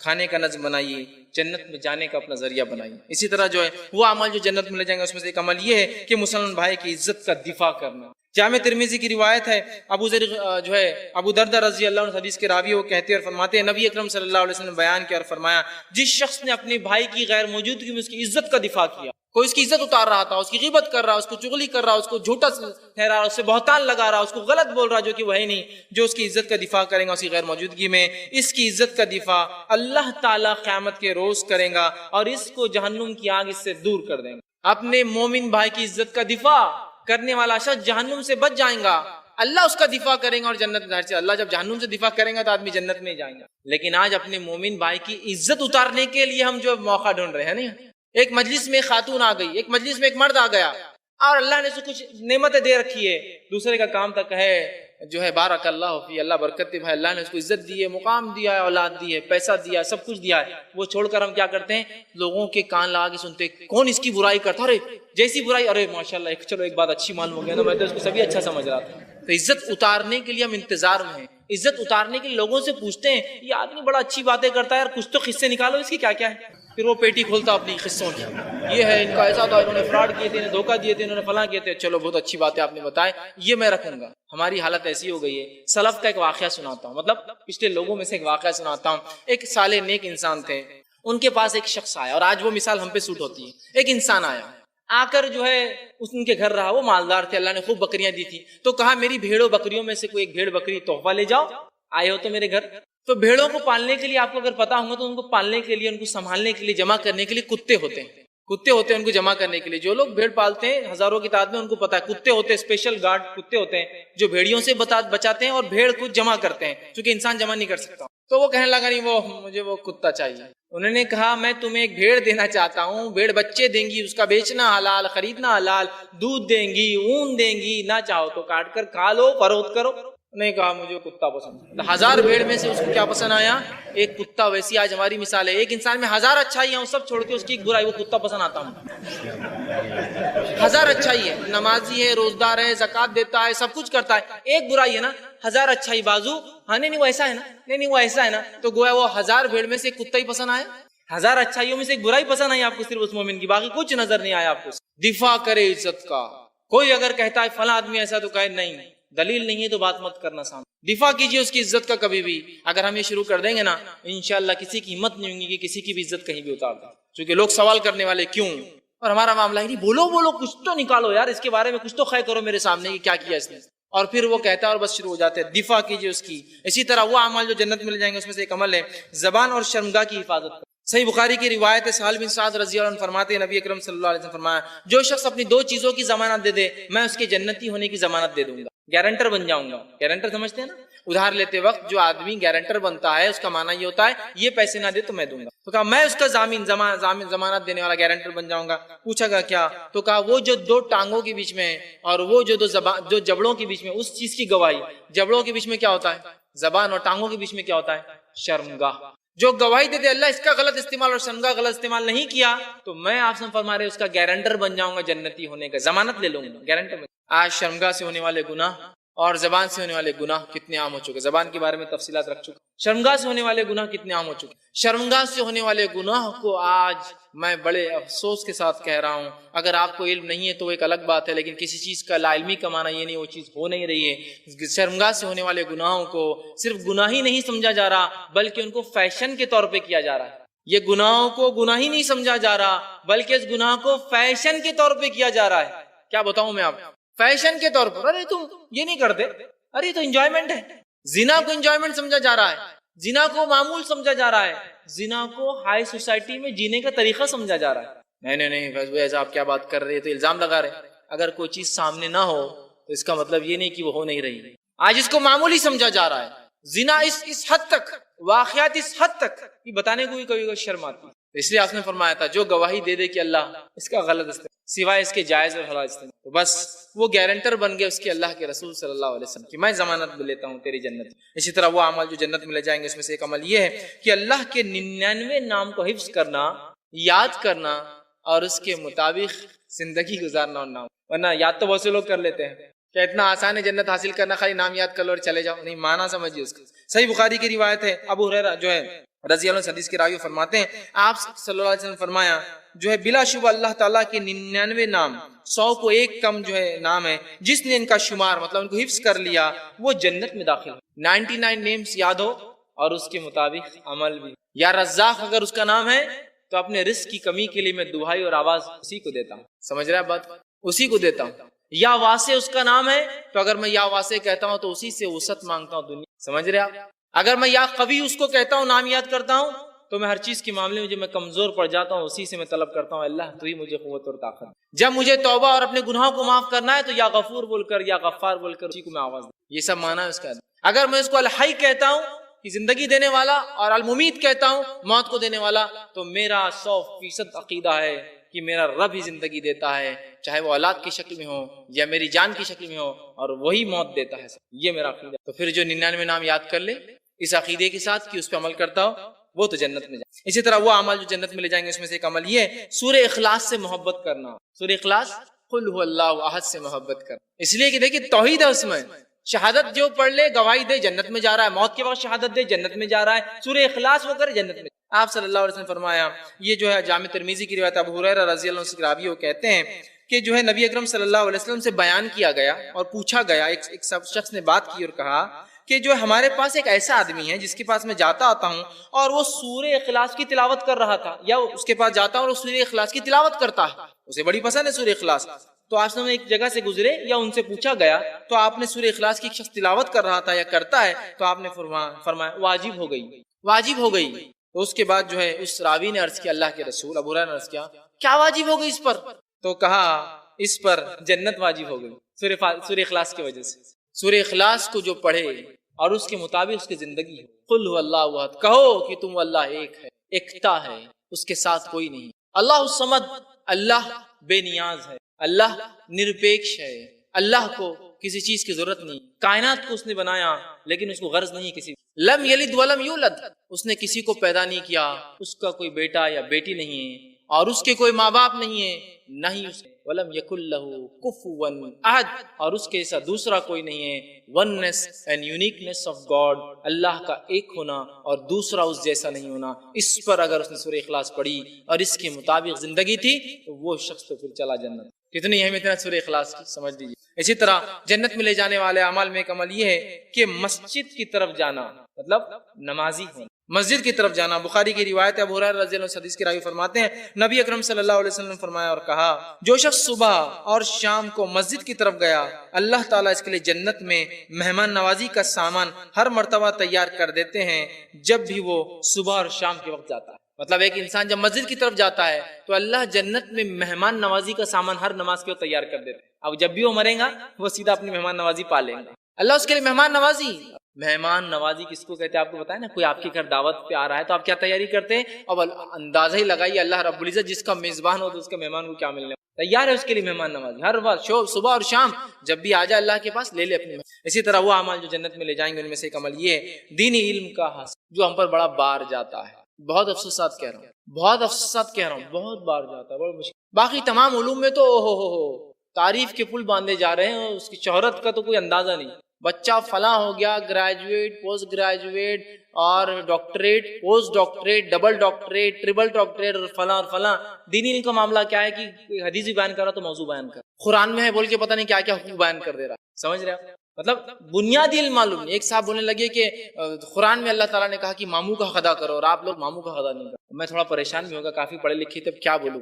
قرآن میں رشتہ داروں کا حق ہے، ماموں کا حق بول کے کہیں بھی لگتا، رشتہ داروں کا ہے، پھر اس میں پہلے ماں، پھر اس باپ، پھر بہن، پھر بھائی، پھر اس کے بعد اور اس کی بات کریں ماموں، تو بہرحال اس میں لفظ تو اندازہ لگائی۔ علم، دین علم کا حال۔ ایک صاحب ایک مرتبہ پوچھنے لگے کہ فرض نماز کو تو وضو کرنا پڑتا ہے، یہ میرے کو معلوم ہے، نفل کو وضو کرنا پڑتا ہے کیا؟ سبحان اللہ، بہت تعلیمی یافتہ، معمولی نہیں، یو ایس اے سے کال تھا، بہت تعلیمی۔ مجھے یہ پتا ہے شیخ کی فرض نماز کو بولے وضو کرنا پڑتا ہے، لیکن نفل کو وضو ہے کیا؟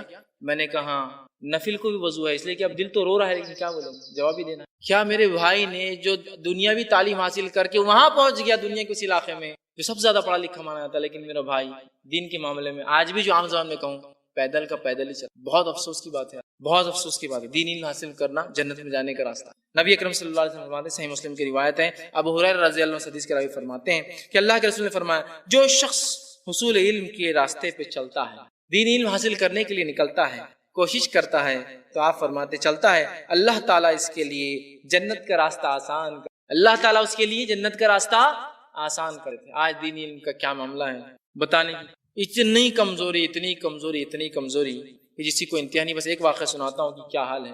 ایک مرتبہ ایک صاحب سنانے لگے، میں حج کے لیے گیا ہوا اور میرے آگے دو عورتیں چل رہی تھی، چونکہ حج میں رش بہت ہوتا ہے، اور وہ بڑی تیز بات کر رہی تھی، حالانکہ طواف میں چاہیے تھا کہ وہ دعائیں کرتی، لیکن وہ باتیں کر رہی۔ اور جب چل رہے تھے تو وہ دو باتیں کر رہی تھی، انہوں نے کہا میرے کان بھی پڑ گیا، وہ سنے آ رہا اتنے زور سے کر رہی دونوں۔ ایک عورت نے دوسری سے سوال کیا جو حج کے لیے آ گئی ہے، اللہ کے گھر کا طواف کر رہی ہے، لاکھوں روپے انویسٹ ہو چکا ہے، لیکن دینی علم کا کیا حال ہے دیکھیے۔ اس نے پوچھا، پہلی والی نے دوسری سے پوچھا کہ یہ آئمہ یہ کالے ڈبے کے اندر کیا ہے، بلیک باکس کے اندر کالے ڈبے میں کیا ہے یہ؟ وہ کہتے جب دوسری نے جو جواب دی تو میرے کو چکر آ گیا اس کا جواب سن۔ دوسری والی نے جب جواب دی تو میں چکر کھا گیا، اللہ رحم کرے، اگر وہاں جا کے بھی نہیں پتا ہو تو دوسری نے کہا اللہ جانے کی خبر ہے اس کے اندر، اللہ تعالیٰ کی خبر ہے، اس کا طواف کر۔ وہ کہنے لگے بس میری تو زمین ہی نکل گئی پیر کے نیچے، کہ توحید جس کی بنیاد جو دین کی، جس کا رب نہ جو ہے ہمیشہ زندہ ہے، اس کو موت نہیں آتی ہے، اس کی خبر بھی لوگوں نے دی۔ اللہ جانی کی خبر ہے وہ اندر، اس کا طواف کرنا ہے۔ اندازہ لگائیے تو بہرحال بہت سخت ضرورت ہے دین علم حاصل کرنے کی، اور دین علم خود حاصل کتابوں کی نہیں، انہوں نے بولے وہ بعد میں سیکنڈری فیز۔ فرسٹ پرائمری میں نے اللہ کی کتاب کم از کم ایک بار پڑھی ہو، اس کی تفسیر کم از کم ایک بار پڑھی ہو۔ میں تو یہ کہتا ہوں جو تفسیر آپ کو پسند ہے نہ وہ پڑھی، بلا تفریق، یہ آپ کون بلا تفریق اللہ کی کتاب۔ سیرت رسول کم از کم ایک بار پڑھی ہو کہ میرے نبی یہ تھے، یہاں پیدا ہوئے، فلاں تھے، ایسے تھے، اور یہ ہوا، اور یہ زندگی تھی، اور یہ حالات تھی، یہ صحابہ، کچھ تو پتا ہو۔ ایک صاحب میرے سامنے آ کے رونے لگے اور کہا، میں نے پوچھا کیا بات ہے؟ تو کہا مجھے اپنی دادی پر بہت رونا ہے۔ لیکن کیا ہو گیا؟ انتقال ہو گیا کیا معاملہ ہے؟ فلاں ہے، بیمار ہے۔ تو کہا اس لیے آتا ہے کہ میں نے کل بیٹھا تھا ان کی، تو میں نے کہا دادی رسول اکرم صلی اللہ علیہ وسلم کب پیدا ہوئے تھے؟ تو دادی نے میرے سر پہ مارے اور بولے جا کے ملا سے پوچھنا، میں تھوڑی ملا۔ تو مجھے اس کا افسوس ہو رہا تھا کہ میری دادی مر جائیں گی کچھ دنوں بعد، کیونکہ بوڑھی ہو گئی، مر تو کوئی بھی کبھی سکتا، لیکن بڑھاپے کی بات تو ظاہر سی بات ہے۔ تو مجھے افسوس یہ ہے کہ اس کو یہ بھی نہیں پتا کہ وہ جس نبی کی امت تھی وہ کب پیدا ہوا۔ یہ ہے دین علم کا، اور یہ کوئی مجھے ایسے لوگوں کو ڈھونڈنے بستی قصبے کے اندر پہاڑ کی گفا میں نہیں جانا ہے۔ یہ بڑے بڑے تعلیم یافتہ لوگ جو اپنے آپ کو بتا رہے ہیں، جو دنیا کی ڈگریوں سے آراستہ ہے، ہونا چاہیے، میں اس کے خلاف نہیں ہوں تعلیم، لیکن کیا دنیا کی ڈگریاں حاصل کرنے کے چکر میں اللہ کے دین کا بنیادی علم بھی حاصل، فرائض کا علم، تیسری چیز اللہ کی کتاب، نبی کی جو سیرت، اس کے فرائض کا علم ہونا، جو چیزیں فرض ہے اس کو تکمیل تک جو چیزیں لے جاتی سب کا علم ہونا، وضو کیسا ہوتا، غسل کیسا ہوتا، نماز، سجدے سہو، فلاں، روزہ کب ٹوٹتا کب نہیں ٹوٹتا، کن حالت میں رکھنا کن حالت میں نہیں رکھنا ہے، کب چھوڑ سکتے کب نہیں چھوڑنا ہے، اس کا علم ہونا چاہیے۔ زکات دینا ہے تو زکات کہاں پتہ ہے ہم کو، کتابیں نہیں نا گھر میں، ناول ہے، میگزین ہے، فلموں کی ڈیویڈیز ہے، اور ڈیویڈیز سے اوپر شان مارنے کے لیے بلو رے بھی اب آ چکا ہے، وہ ہے، سب ہے، سوائے اس کے دین کے لیے کچھ۔ دین کے لیے رہتا ہے پرانا سیکشن، پرانا قرآن اتنا پرانا کہ اس کو اٹھائے تو چھینکیں آنا چالو ہو جاتی ہے، دھول بھرا ہوتا ہے، یہ حالت ہے میرا دین علم۔ اسی طرح وہ عمل جو جنت میں جانے کی وجہ بنے گا، اس میں سے ایک عمل ہے شرم و حیا اختیار کر، شرم و حیا۔ نبی اکرم صلی اللہ علیہ وسلم فرماتے، ابن ماجہ کی روایت، ابو ہریرہ رضی اللہ عنہ حدیث کے راوی کہتے ہیں اللہ کے رسول صلی اللہ علیہ وسلم نے فرمایا حیا ایمان سے ہے، اور ایمان جو ہے ایمان والے جنت، حیا ایمان سے ہے اور ایمان والا جنت میں جائیں گا۔ حیا کا تذکرہ جب بھی آتا ہے حدیث میں، آپ نے ضرور فرمایا الحیاء من الایمان، یا ایمان کا تذکرہ جن حدیثوں میں آپ پڑھیں گے، ایمان کے 70 سے زیادہ شاخیں، ایمان کی 70 سے زیادہ 77 شاخیں ہیں، الحیاء من الایمان، حیا ایمان کی ایک شاخ۔ بار بار کیوں حیا کا تذکرہ آ رہا ہے؟ اس لیے کہ جب انسان بے حیا ہو جاتا ہے نا تو اپنے رب کے ساتھ شرک بھی کرنے لگ جاتا ہے، اس لیے کہ یہ بے حیائی ہے کہ جس رب نے تمہیں پیدا کیا اس کو چھوڑ کے تم کسی اور کے سامنے جھکو۔ لیکن حیا عقیدے میں، حیا احکامات میں، حیا معاملات میں، حیا بات چیت میں، حیا لباس میں، ہر چیز کی حیا۔ حیا صرف کپڑوں سے تعلق نہیں ہے، وہ عقیدے سے شروع ہوتی ہے۔ حیا بات چیت میں حیا، کہ بد کلامی نہ کرو، لباس میں حیا، لباس میں حیا کہ میرا لباس شریعت کے مطابق ہو، چونکہ باقی حیا تو ہم رکھ لیتے ہیں لیکن یہ حیا بڑے کمزور، لباس کے معاملے کو آسان نہ سمجھے۔ اور آج ہماری عورتوں کا کیا حال ہو چکا ہے، میں سمجھتا ہوں مجھے بہت زیادہ بتانے کی ضرورت نہیں، میں اپنے آپ کو اس امت سے الگ نہیں سکتی، میں بھی اس میں انکلوڈیڈ ہوں۔ کیا حال ہے آج ہماری امت کی ماں اور بہنوں کا حیا کے معاملے، چونکہ لباس کی جہاں تک حیا کا معاملہ ہے، مرد اس معاملے میں الحمدللہ، چونکہ شیطان نے جہاں چبکنا دینا تو وہیں دیا، مرد اس معاملے میں جو حیا کا تقاضا تو یہ ہے کہ دعوت میں ایک مرد جا رہا ہے، دعوت میں جا رہا ہے، عام اس میں تو بھی ٹی شرٹ اور ایک جو ہے ڈھیلا ڈھالا پینٹ پہن کے گھومتے رہتا ہے، لیکن اب دعوت میں جا رہا ہے، اب دعوت میں جانے کی اس کی حیت دیکھیے، پینٹ پہن لیا ہے، ساکس پہن لیا ہے، شوز پہن لیا ہے، بنین پہنا ہے، شرٹ پہنا ہے، اور کوئی بڑی دعوت ہے 3 پیس پہن رہا ہے تو پھر اس کے اندر واسکوٹ ڈالا ہے، اس کے اوپر ایک بلیزر ڈالا ہے نا، اور اس کے اوپر جو چشمہ بھی لگا لیا کبھی گوگل۔ تو اب مرد کا کیا دکھ رہا ہے؟ زیادہ زیادہ بال، پیشانی اور گال، اور یہ حصہ دکھ رہا ہے، اتنا ہی دکھ رہا ہے اس کا، اور چلا ہے دعوت۔ اب اسی کی جو ہے گھر کی عورتیں یا اس کی بیوی دیکھیے، وہ بھی دعوت میں جا رہی ہے، جو روز فل کپڑے پہنتی ہے اب دعوت میں جا رہی ہے۔ اب دعوت میں جا رہی تو سب سے چھوٹا ڈھونڈ کے نکالتی وہ کون سا ہوگا، جس کے آستین عام دنوں میں اتنے رہتے، کچھ خاص دعوتوں میں اتنے رہتے، بہت خاص دعوتوں میں اتنے رہتے۔ کئی بار لوگوں کو بہت برا لگتا ہے، فیس بک آپ بہت برا بول دیتے، عورتوں کو ایسے نہیں بولنا چاہیے۔ آپ لوگ دیکھ رہے ہیں، آپ کو شرم نہیں آ رہی، میرے بولنے سے ہی شرم آ رہی ہے، میں ہی شرماؤں صرف؟ آپ لوگ دیکھتے ہیں اپنی بیویوں کو، بہنوں کو، تو آپ کو نہیں آتی شرم، صرف میں ہی شرماؤں صرف بولتے ہوئے، تو یہ تو غلط ہو جائیں گا پھر کہ میں بولتے ہوئے شرماؤں جب کہ لوگ کرتے ہوئے نہیں شرما رہے کسی کو۔ تو عام دنوں میں یہ ہے تھوڑی خاص دعوت، یہ ہے پوری خاص دعوت ہے ہی نہیں ہے یہ بات۔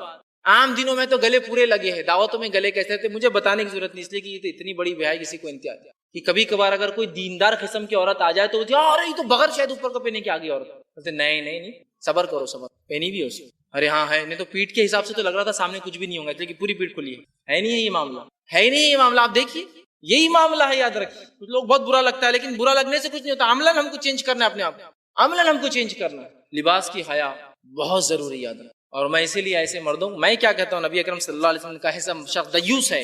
دیوس اس انسان کو کہتے ہیں جو اپنے گھر کی محرم عورتوں کو بیاہی کرتے ہوئے دیکھے اور اس کو کچھ بھی احساس نہیں ہو. ہم سب دیوس بن چکے. یہ ہماری بہنیں ہیں نا، ہماری بیوی ہے نا، ہماری ماں ہے نا جس نے ایسا لباس پہنا. فرق ہی نہیں پڑتا بھائی میرے، فرق بلکہ ہمارے نوجوانوں کی آنکھوں میں تو چمکی ہوئی یہ چیزیں.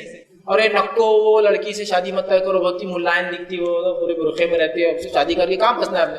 بیوی تو وہ ہو جس کو دیکھ کر زمانہ کہے واہ جی واہ کیا لائے ہو تم. بیوی تو وہ ہے، بیوی وہ ہے میری کہ جب لے کر چلوں بازار میں اور گاڑی میں شادی ہو گئی تو لوگ کہے واہ بھائی واہ تو نے لایا جو کچھ لایا، باقی کسی کو نہیں ملی بھائی. کیونکہ میری بیوی میرے لیے نہیں ہے، میری بیوی ایک شو پیس ہے، میری عزت کی وجہ ہے، میرے لیے عزت لانے والی چیز ہے. سارے زمانے کی نظریں پھر میری ٹکی ہوتی نا، اور پھر میں وجہ بن جاتا ہوں پوری سماج میں. وہ ہوتا نا ٹاور، برج خلیفہ بن جاتا ہوں. سب بولتے ہیں ایسی اپنے کو بھی لانا ہے بھیا کی جیسی بھابھی.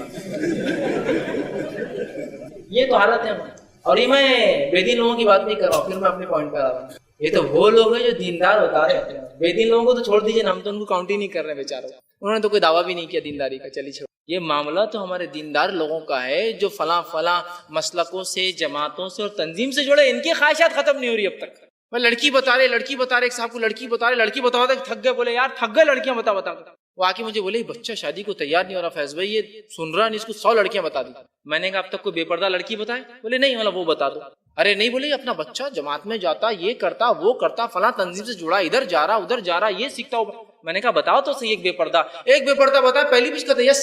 میں نے کہا اس کی خواہشات نہیں بدلی، اس نے صرف ایک چولا اوڑھ لیا کسی جماعت میں، اس نے حیا نہیں سیکھی. بس نا ایک صحابہ کا میرے بچوں کو اتنے لڑکے بتایا پسند نہیں آ رہے چونکہ وہ دیندار تھے. میں کیا کروں؟ تو میں نے کہا کیسے لڑکے بتائے؟ تو کہا پورے داڑھی والے بتایا. میں نے کہا ایک ویسا بتا دو ایک آدھ. تو بولے نہیں فیض بھائی میں تو ایسا داماد چاہوں گا نہیں. تم نہیں چاہوں گے نا، میں لڑکی کے لیے بول رہا ہوں. تو کہا ایسا ہو سکتا ہے نا؟ ایسا ہو رہا ہے بھائی میرے، کیا کریں گے؟ ہم لوگ نہیں سکھا رہے نا بچپن. ایک بتایا پہلے اس میں کہتے یس یہ ایسے ہونا تھا. باپ پریشان کی میں نے پوری زندگی محنت کیا بچوں پہ، یار یہ بچے کیسے نہیں. یہ حالت ہے بے حیائی کی. پریکٹیکل ہونے کی ضرورت ہے، باتوں سے کچھ نہیں. ایک چائنیز ایک مثال ہے، ایک تصویر 1000 جملوں سے زیادہ بہتر رہتی ہے. سنگل پکچر 1000 ورڈ سے اچھی رہتی ہے. وہ سب بتا دیتی ہے آپ کیا ہے اور کیا نہیں. یہاں خلائی کو جس نے کپڑوں میں ہے اختیار نہیں کیا، یاد رکھیے اس کا اعتماد مت کیجیے آپ کبھی کی باقی چیزوں میں ہے اختیار کریں. یہ بیسک. اور شیطان نے سب سے پہلے آدم اور حوا کو اللہ نے جو چیز ان سے چھپا رکھی تھی، جو ان پر ظاہر کی، وہ کیا تھی معلوم؟ وہ پھل کھاتے انہیں اس چیز کا شعور آیا جو ان سے اللہ نے چھپائی تھی. اور قرآن نے کہا جیسی پھل کھایا انہیں سمجھ آئی اور پتوں سے اپنی شرمگاہ کو چھپانے لگے. اللہ نے اس کا علم ان سے چھپا رکھا. آج وہی ہے شیطان، پھر ہم کو ننگا کرنا چاہتا ہے، پھر وہی لے جانا چاہتا ہے جس طریقے سے ہمارے باپ اور ماں کو جنت سے نکالا. حیا بہت اہم چیز ہے جنت میں. اسی طرح جنت میں لے جانے والا عمل میں سے ایک عمل یہ بلا ضرورت کسی سے سوال نہ کرنا. مطلب وہ شخص جو بغیر مجبوری کے کسی سے سوال نہیں کرتا ہے. آج کل تو سوال کرنا، سوال سمجھتے ہیں نا مانگنا. ابو داؤد کی روایت ہے، نبی اکرم صلی اللہ علیہ وسلم فرماتے، صوبان رضی اللہ عنہ حدیث کے راوی کہتے ہیں رسول اکرم صلی اللہ علیہ وسلم فرمایا کون ہے جو مجھے اس بات کی ضمانت دے کہ وہ لوگوں سے کسی چیز کا سوال نہیں کریں گا؟ کون ہے جو تم میں سے کہیں گا کہ میں کسی سے کبھی سوال نہیں کروں گا جب تک کہ مجبور نہ ہو جاتا؟ مجبوری میں کیا جا سکتا ہے. پھر میں اس کی جو جنت کی ضمانت دیتا ہوں.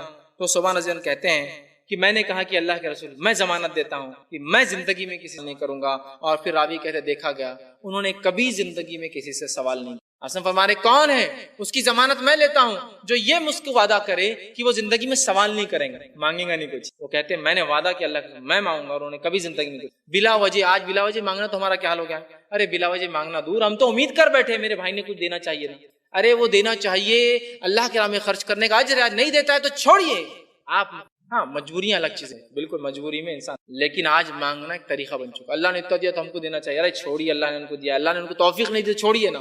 ہاں مجبوری الگ چیز، توقع مت کیجیے اس لیے کہ مانگی مت، یہ اچھی بات نہیں. اسی طرح جو ہے ایک وہ عمل جس کے کرنے سے جنت میں جائیں گے، آپ سے فرماتے ہیں اس میں سے ایک عمل ہے تکبر، خیانت اور خرچ سے دور. تکبر، امانت میں خیانت اور قرض سے دور رہنا. تو مخروض آدمی بھول جاتا ہے وزر کسی، اس سے دور رہنا. نبی اکرم صلی اللہ علیہ وسلم فرماتے ہیں، جامع ترمذی کی روایت ہے، صوبان رضی اللہ عنہ حدیث کے راوی وہ کہتے ہیں آپ صلی اللہ علیہ وسلم بیان کیا جو روح جسم سے جدا ہوئی اور وہ 3 چیزیں نہیں کی تھی اس نے. جو روح جسم سے جدا ہوئی، آدمی مر گیا، 3 چیزیں نہیں کی تھی. پہلا تکبر، دوسرا خیانت، تیسرا قرض، تو وہ جنت میں چلا. جو شخص مرا اور مرتے وقت اس پہ 3 چیزیں نہیں تھی. پہلا کیا تھا کہ وہ تکبر نہیں کرتا تھا، دوسرا اس نے خیانت نہیں کبھی امانت میں کسی، اور تیسرا وہ قرضدار نہیں تھا، وہ جنت میں چلا۔ کتنی بہترین باتیں بتائی، جنت میں جانے کے کیسے آسان آسان طریقے بتائے جا رہے ہیں، اور اپنی زندگی کو سدھارنے کے لیے بہت ضروری ہے تمام۔ اسی طرح وہ عمل جو جنت میں لے جائیں گے اس میں سے ایک عمل یہ ہے مسجد میں اذان دینا۔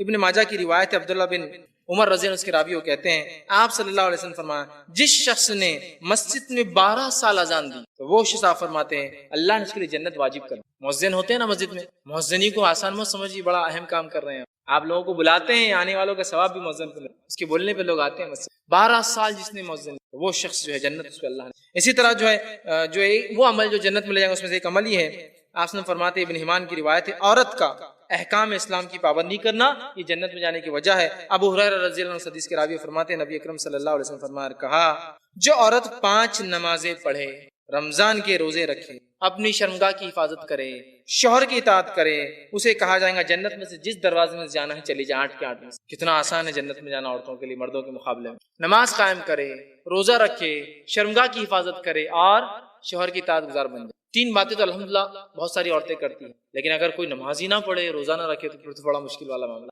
عورتیں اکثر جو 3 چیزوں برابر ماشاءاللہ کرتی ہے، مردوں کے مقابلے میں نے دیکھا عورتیں ماشاءاللہ زیادہ نمازی ہوتی ہے، روزوں کی پابند ہوتی ہے، شرمگاہ کی حفاظتیں کرتی ہے ماشاءاللہ۔ بس اب ایک کام کرنا ہے، شوہر کی اطاعت اس میں ایڈ کر دینا جیسا وہ چاہتا ہے، سوائے شریعت خلاف اگر حکم دے تو بس وہ جنت، بلکہ اسے حکم ہوگا روز قیامت جا جس دروازے سے جاتی 8 کے 8۔ اتنا آسان، اس بات کو ہم لوگ غور کریں۔ اسی طرح جو ہے ایک اور عمل جو جس سے کرنے سے انسان جنت میں جائے گا وہ حج مبرور ہے، حج کا کرنا جو اللہ قبول کرے۔ بخاری کی روایت ہے ابو ہریرہ رضی اللہ عنہ فرماتے ہیں آپ صلی اللہ علیہ وسلم فرمایا حج مبرور نیکی والا حج کا ثواب سوائے جنت کی اور کچھ نہیں۔ حج مبرور وہ حج جس کو اللہ قبول کر لے۔ ہمارے حج کا کیا حال ہے بہرحال مجھے بتانے کی، وہ اللہ کا ہی معاملہ، اللہ قبول کرتا ہے نہیں کرتا، لیکن جو ظاہر دکھ رہا ہے وہ تو بہت خطرناک حال ہے۔ ایک مرتبہ ایک خاتون کو میں نے دیکھا جو ہار پہنی ہوئی بغیر پردے کے، ہار پہنی ہوئی، اور راستے سے چل رہے لوگ پیچھے ڈھول بجا رہے تھے، مجھے لگا شاید وارڈ میں الیکشن ڈکلیئر ہوا اور جیت کے آگے بیچاری عورت بغیر پردے کے ہار پہن کے چلتی اور پیچھے ڈھول بجا، تو اور کیا سمجھوں، نہیں سمجھا میں نے جو عام ہوتا ہے۔ کسی نے کہا کہ دیکھو اس کی ٹھاٹ باٹ، میں نے کہا کیا ہوا اس کو؟ تو کہا حج کو جا رہی ہے۔ میں نے کہا حج کو جا رہی ہے؟ ہاں بولے حج کو جا رہی ہے۔ میں یہ کہا تو بولے وہ اعلان ہے حج کو جا رہی ہے، پردہ نہیں، اس پہ ڈھول بج رہا ہو، ہار وار پہن کے اوپر ٹھاٹ سے اور ڈھول بج رہا ہے۔ یہ ریا ہے، یہ دکھاوا ہے، سمجھ رہے آپ بات؟ حج کو ہم نے کیا بنا دیا؟ حج کیا تھا؟ حج کیا تھا ہم نے کیا بنا دیا؟ یہ تو خاموشی سے کیا جانے والی ایک فرض عبادت ہے۔ آج ہمارے پاس حج تکبر کی، دکھاوے کی، مالدار ہونے کی علامت ہے۔ نہیں لوگ آگے کارڈ لے کے آتے، کارڈ شادی کا، کیا لکھوں؟ حاجی لکھوں یا الحاج لکھوں؟ مجھے نہیں پتا اس میں فرق کیا ہے۔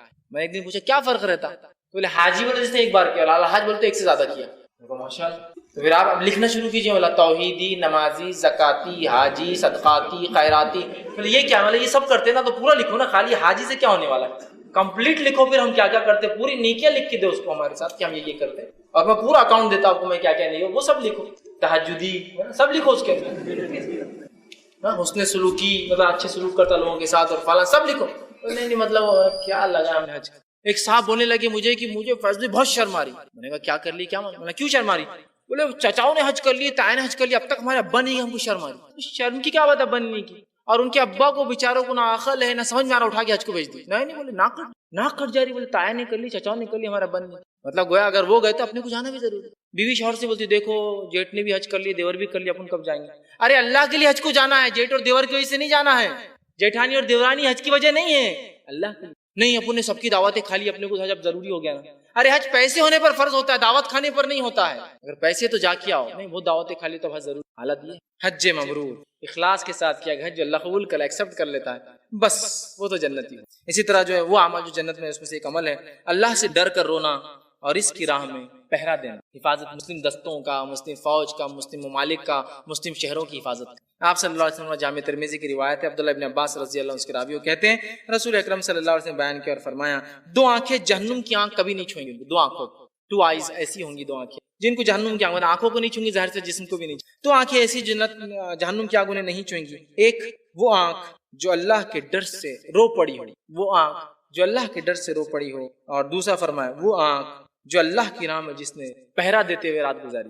2 آنکھیں جہنم میں، ایک جو اللہ کے نام پہرا دیتے ہوئے گئی ہو حفاظت کے اندر مسلمانوں کی، یہ آنکھ کبھی نہیں کریں گے۔ اور ایک مرتبہ عمر ابن خطاب اور عبد الرحمن بن عوف رضی اللہ عنہ، جبکہ عمر ابن خطاب جو ہے خلیفہ تھے، ایک مرتبہ دونوں ملے، عمر ابن خطاب نے کہا کہاں چلے عبد الرحمن نے پوچھا امیر المومنین آپ کہاں چلے رات کے وقت؟ دونوں ملے تو کہا ایک لشکر ایک جو ہے مسلمانوں کا ایک گروہ مدینے کے باہر رکا ہے، رات میں چونکہ فوجی نہیں ہے بھیجنے کے لیے حفاظت کے، میں نے سوچا میں حفاظت کو چلوں. عبد الرحمن ابن عوف نے کہا میں بھی اسی نیت سے گھر سے پہرا دے دوں، چونکہ مسلمان ہیں کوئی لوٹ مار کر سکتا ہے، تو حفاظت کے لیے دونوں جا کے رات بھر پہرا دینا. اور دوسرا جو اللہ کے لیے رو پڑی، اللہ کے لیے روئی ہے. اور یہ رونا جب بھی تذکرہ آتا ہے یہ اکیلے میں رونا ہے. تو لوگوں کے سامنے تو بہت رونا آتا، لوگوں بہت رونا آتا. کچھ لوگ تو نماز میں ایسا روتے ہیں کہ ان کو ایسا لگتا ہے پٹی باندھ دینا منہ پہ. تہجد میں کبھی آتے ہیں نا کنٹینیو رو رہے ہیں، کچھ سمجھ میں آ رہا نہیں آ رہا، صرف رو رہے ہیں. اکیلے میں تو کبھی نہیں رویا یار تم، اور نماز میں چلا رہے ہو تم. نہیں بولے وہ میرے کو یہ ایک بار سنے آگا فلسطین کے لفظ، ایک بار سنے آگا، یہ تو بہت میرے کو رونا آیا. اکیلے میں رونا ہے. علی بن ابی طالب رضی اللہ عنہ مرتبہ نماز پڑھ رہے تھے مسجد میں، ایک شخص نماز میں رو رہا تھا. آپ نے بعد میں نماز کے بعد کہا تیرے لیے زیادہ بہتر ہوتا ہے کہ تو گھر جا کے روتا. سمجھ رہے ہیں بات؟ میں یہ نہیں کہہ رہا ہوں کہ ان کے اندر اخلاص نہیں جو روتے، میں یہ کہنا چاہ رہا ہوں یہ رونے کی تذکرہ جو حدیث میں آتا ہے کہ اکیلے میں اللہ کے لیے آنسو بہانے کے. ہاں انسان کبھی کبھار رو دیتا ہے، اس کو رونا آتا ہے، یہ ایک فطری چیز ہے، وہ ایک الگ چیز. لیکن ہمارے پاس ایسا ہوتا ہے کہ ایک مرتبہ جو ہے میں نماز، رات کی نماز کے لوگ جاتے تھے، ہم بھی جایا کرتے تھے. نماز کے لیے گیا تو نماز جب ہوئی تو بازو بیٹھا ایک بچہ میں ویسے دیکھ رہا ہوں. میں پریشانی کیا دیکھ رہا ہوں، مجھے لگا شاید فیض بھائی ہے کہ پوچھنا چاہ رہا ہے کیا، میں اس کو دیکھا رہا ہوں. دوسرے دن پھر ایک دوسرا آیا وہ بھی دیکھ رہا ہوں، پھر پریشان آج کیا ہوگا. تیسرے دن سب مل کے بول رہے بھائی کیا بات ہے، بولے تمہارا نماز پڑھو. کیوں تم روتے نہیں بولے نماز میں؟ انہوں رو رہے میں رو رہا، بولے تم روتے نماز میں. میں نے کہا بھیا ایسی نماز سے اچھا گھر پہ چل رہا ہے کہ لوگ دیکھ رہے ایک دوسرے کون روتا ہے مطلب اور سچی نماز. اور روز میرے کو چیک کر رہا تھا، میں رو رہا تھا. میں کہا یار اب کیا بولیں، ایک تو اللہ ہم پہ رحم کرے، ہم عربی نہیں جانتے، کیا کریں عربی نہیں جانتے تو اگر کچھ پڑھ بھی رہا ہے خالی سمجھ میں نہیں. تھوڑا تو قرآن ترجمے سے پڑھا تو کبھی کچھ باتیں سمجھ میں آتی، تو پورا قرآن تو جنت اور جہنم کے تذکرے نہیں کرتا جو رونا ہے. پورا قرآن جنت جہنم کے تذکرے نہیں کرتا نا کہ اللہ سے روئے کہ اللہ جنت دیتے اور جہنم سے بچائے. کبھی کبھار آتے ہیں سمجھ، جس کچھ عربی آتی ہے بہرحال وہ سمجھتے ہیں اس چیز کو. ٹھیک ہے، تو بہرحال میں یہ نہیں کہہ رہا ہوں کہ وہ اخلاص نہیں رکھتے ہیں، میں یہ کہنا چاہ رہا ہوں یہ جو رونے کے تذکرے یہ اکیلے میں آنسو اللہ کے ڈر سے، اس کی جہنم کی آنکھ سے، اس کی مغفرت کی، یہ معنی ہے. اسی طرح وہ عمل جو جنت میں لے جائیں اس میں سے ایک عمل ہے رضا الہی کی خاطر دینی بھائی کی زیارت کرنا، ملاقات کرنا. اپنے دینی سے مراد مسلمان بھائی کی زیارت کرنا، اس سے ملنے جانا. آپ صلی اللہ علیہ وسلم فرماتے ہیں، جامع ترمذی کی روایت ابو ہریرہ رضی اللہ عنہ حدیث کے راوی کہتے ہیں رسول اللہ صلی اللہ علیہ وسلم فرمایا جس شخص نے کسی مریض کی عیادت یا رضائے الہی کی خاطر، اللہ کی رضا کی خاطر اپنے دینی بھائی کی زیارت کی تو اس کے لیے منادی اعلان کرتا ہے، فرشتہ اعلان کرتا ہے کہ تو خوش ہو جا، تیرے ان نیک کاموں کی وجہ سے جو چلا اپنے بیمار بھائی سے ملنے یا دوسرے بھائی مومن بھائی سے ملنے، اتنا عمدہ ہے تیرا ٹھکانہ اللہ نے جنت بنا. ایک منادی دی جاتی تو خوش ہو جا، جو تو نکلا تو چلا اپنے بھائی سے ملنے کے لیے، تیرا ٹھکانہ اللہ نے جنت. اور اس پر جو آپ فرماتے ہیں جنت. اسی طرح وہ عمل جس کے کرنے سے انسان کو جنت ملتی وہ ہے وضو کے بعد نفل، اچھے سے وضو کرنا، نفل نماز پڑھنا. صحیح مسلم کی روایت ہے عقبہ بن عامر رضی اللہ عنہ فرماتے ہیں آپ صلی اللہ علیہ وسلم فرمایا اور کہا کہ جو مسلمان بھی وضو کرتا ہے، اچھا وضو کرتا ہے، پھر کھڑا ہو کر 2 رکعت نماز ادا کرتا ہے جس میں وہ اپنے دل اور چہرے مطلب پورے خوشی اور خضوع کے ساتھ میں شامل ہوتا ہے تو اس کے لیے جنت واجب. صرف 2 رکعت کافی ہے نجات. سمجھ رہے ہیں آپ بات؟ کتنی اہم بات بتائیں. اسی طرح جو ہے وہ اعمال جو جنت سے جو جنت میں لے جاتے ہیں ہم کو واجب کرتے ہیں، ان میں سے ایک عمل ہے نبی اکرم صلی اللہ علیہ وسلم پہ درود بھیجنا. بڑا اہم عمل ہے آپ پر درود بھیجنا. ابن ماجہ کی روایت عبداللہ ابن عباس رضی اللہ عنہ فرماتے ہیں اور بیان کرتے ہیں کہ رسول اللہ صلی اللہ علیہ وسلم جو شخص مجھ پر درود بھیجنا بھول گیا یعنی چھوڑ دیا، اس نے جنت کا راستہ بھی کھو دیا. درود بھیجنا چاہیے آپ صلی اللہ علیہ وسلم پہ. اور سب سے افضل درود کون سا ہے؟ درود ابراہیم، جو آپ نماز میں پڑھتے ہیں التحیات کے بعد. جو بھول گیا وہ جنت کا راستہ بھی بھول گیا. پڑھو تو جنت چلے جاؤ، بھول جاؤ تو راستہ بھول جاؤ. اسی طرح وہ عمل جو جنت میں لے جاتے ہیں اس میں سے ایک عمل یہ ہے جو آپ صلی اللہ علیہ وسلم بیان کیا کہ لین دین میں فیاضی سے کام لینا. لین دین کے اندر چلو کوئی مسئلہ نہیں، کم دے دو کوئی مسئلہ نہیں ہے، تو کوئی مسئلہ نہیں، میں دے رہا ہوں تو زیادہ لے لو میرے سے، کوئی مسئلہ نہیں. سمجھ، لین دین میں فیاضی اپنے طرف سے چھوڑ دینا.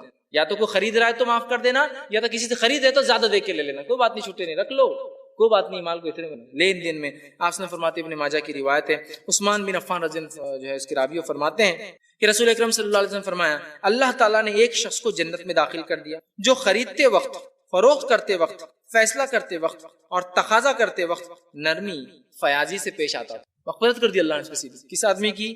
4 باتیں تھی اس کے اندر. پہلا، فروخت کرتا تو فیاضی اختیار کرتا، مطلب بیچ رہا ہے، کوئی کہہ رہا ہے پیسے کم ہیں، کوئی بات نہیں، لے جاؤ، فیاضی.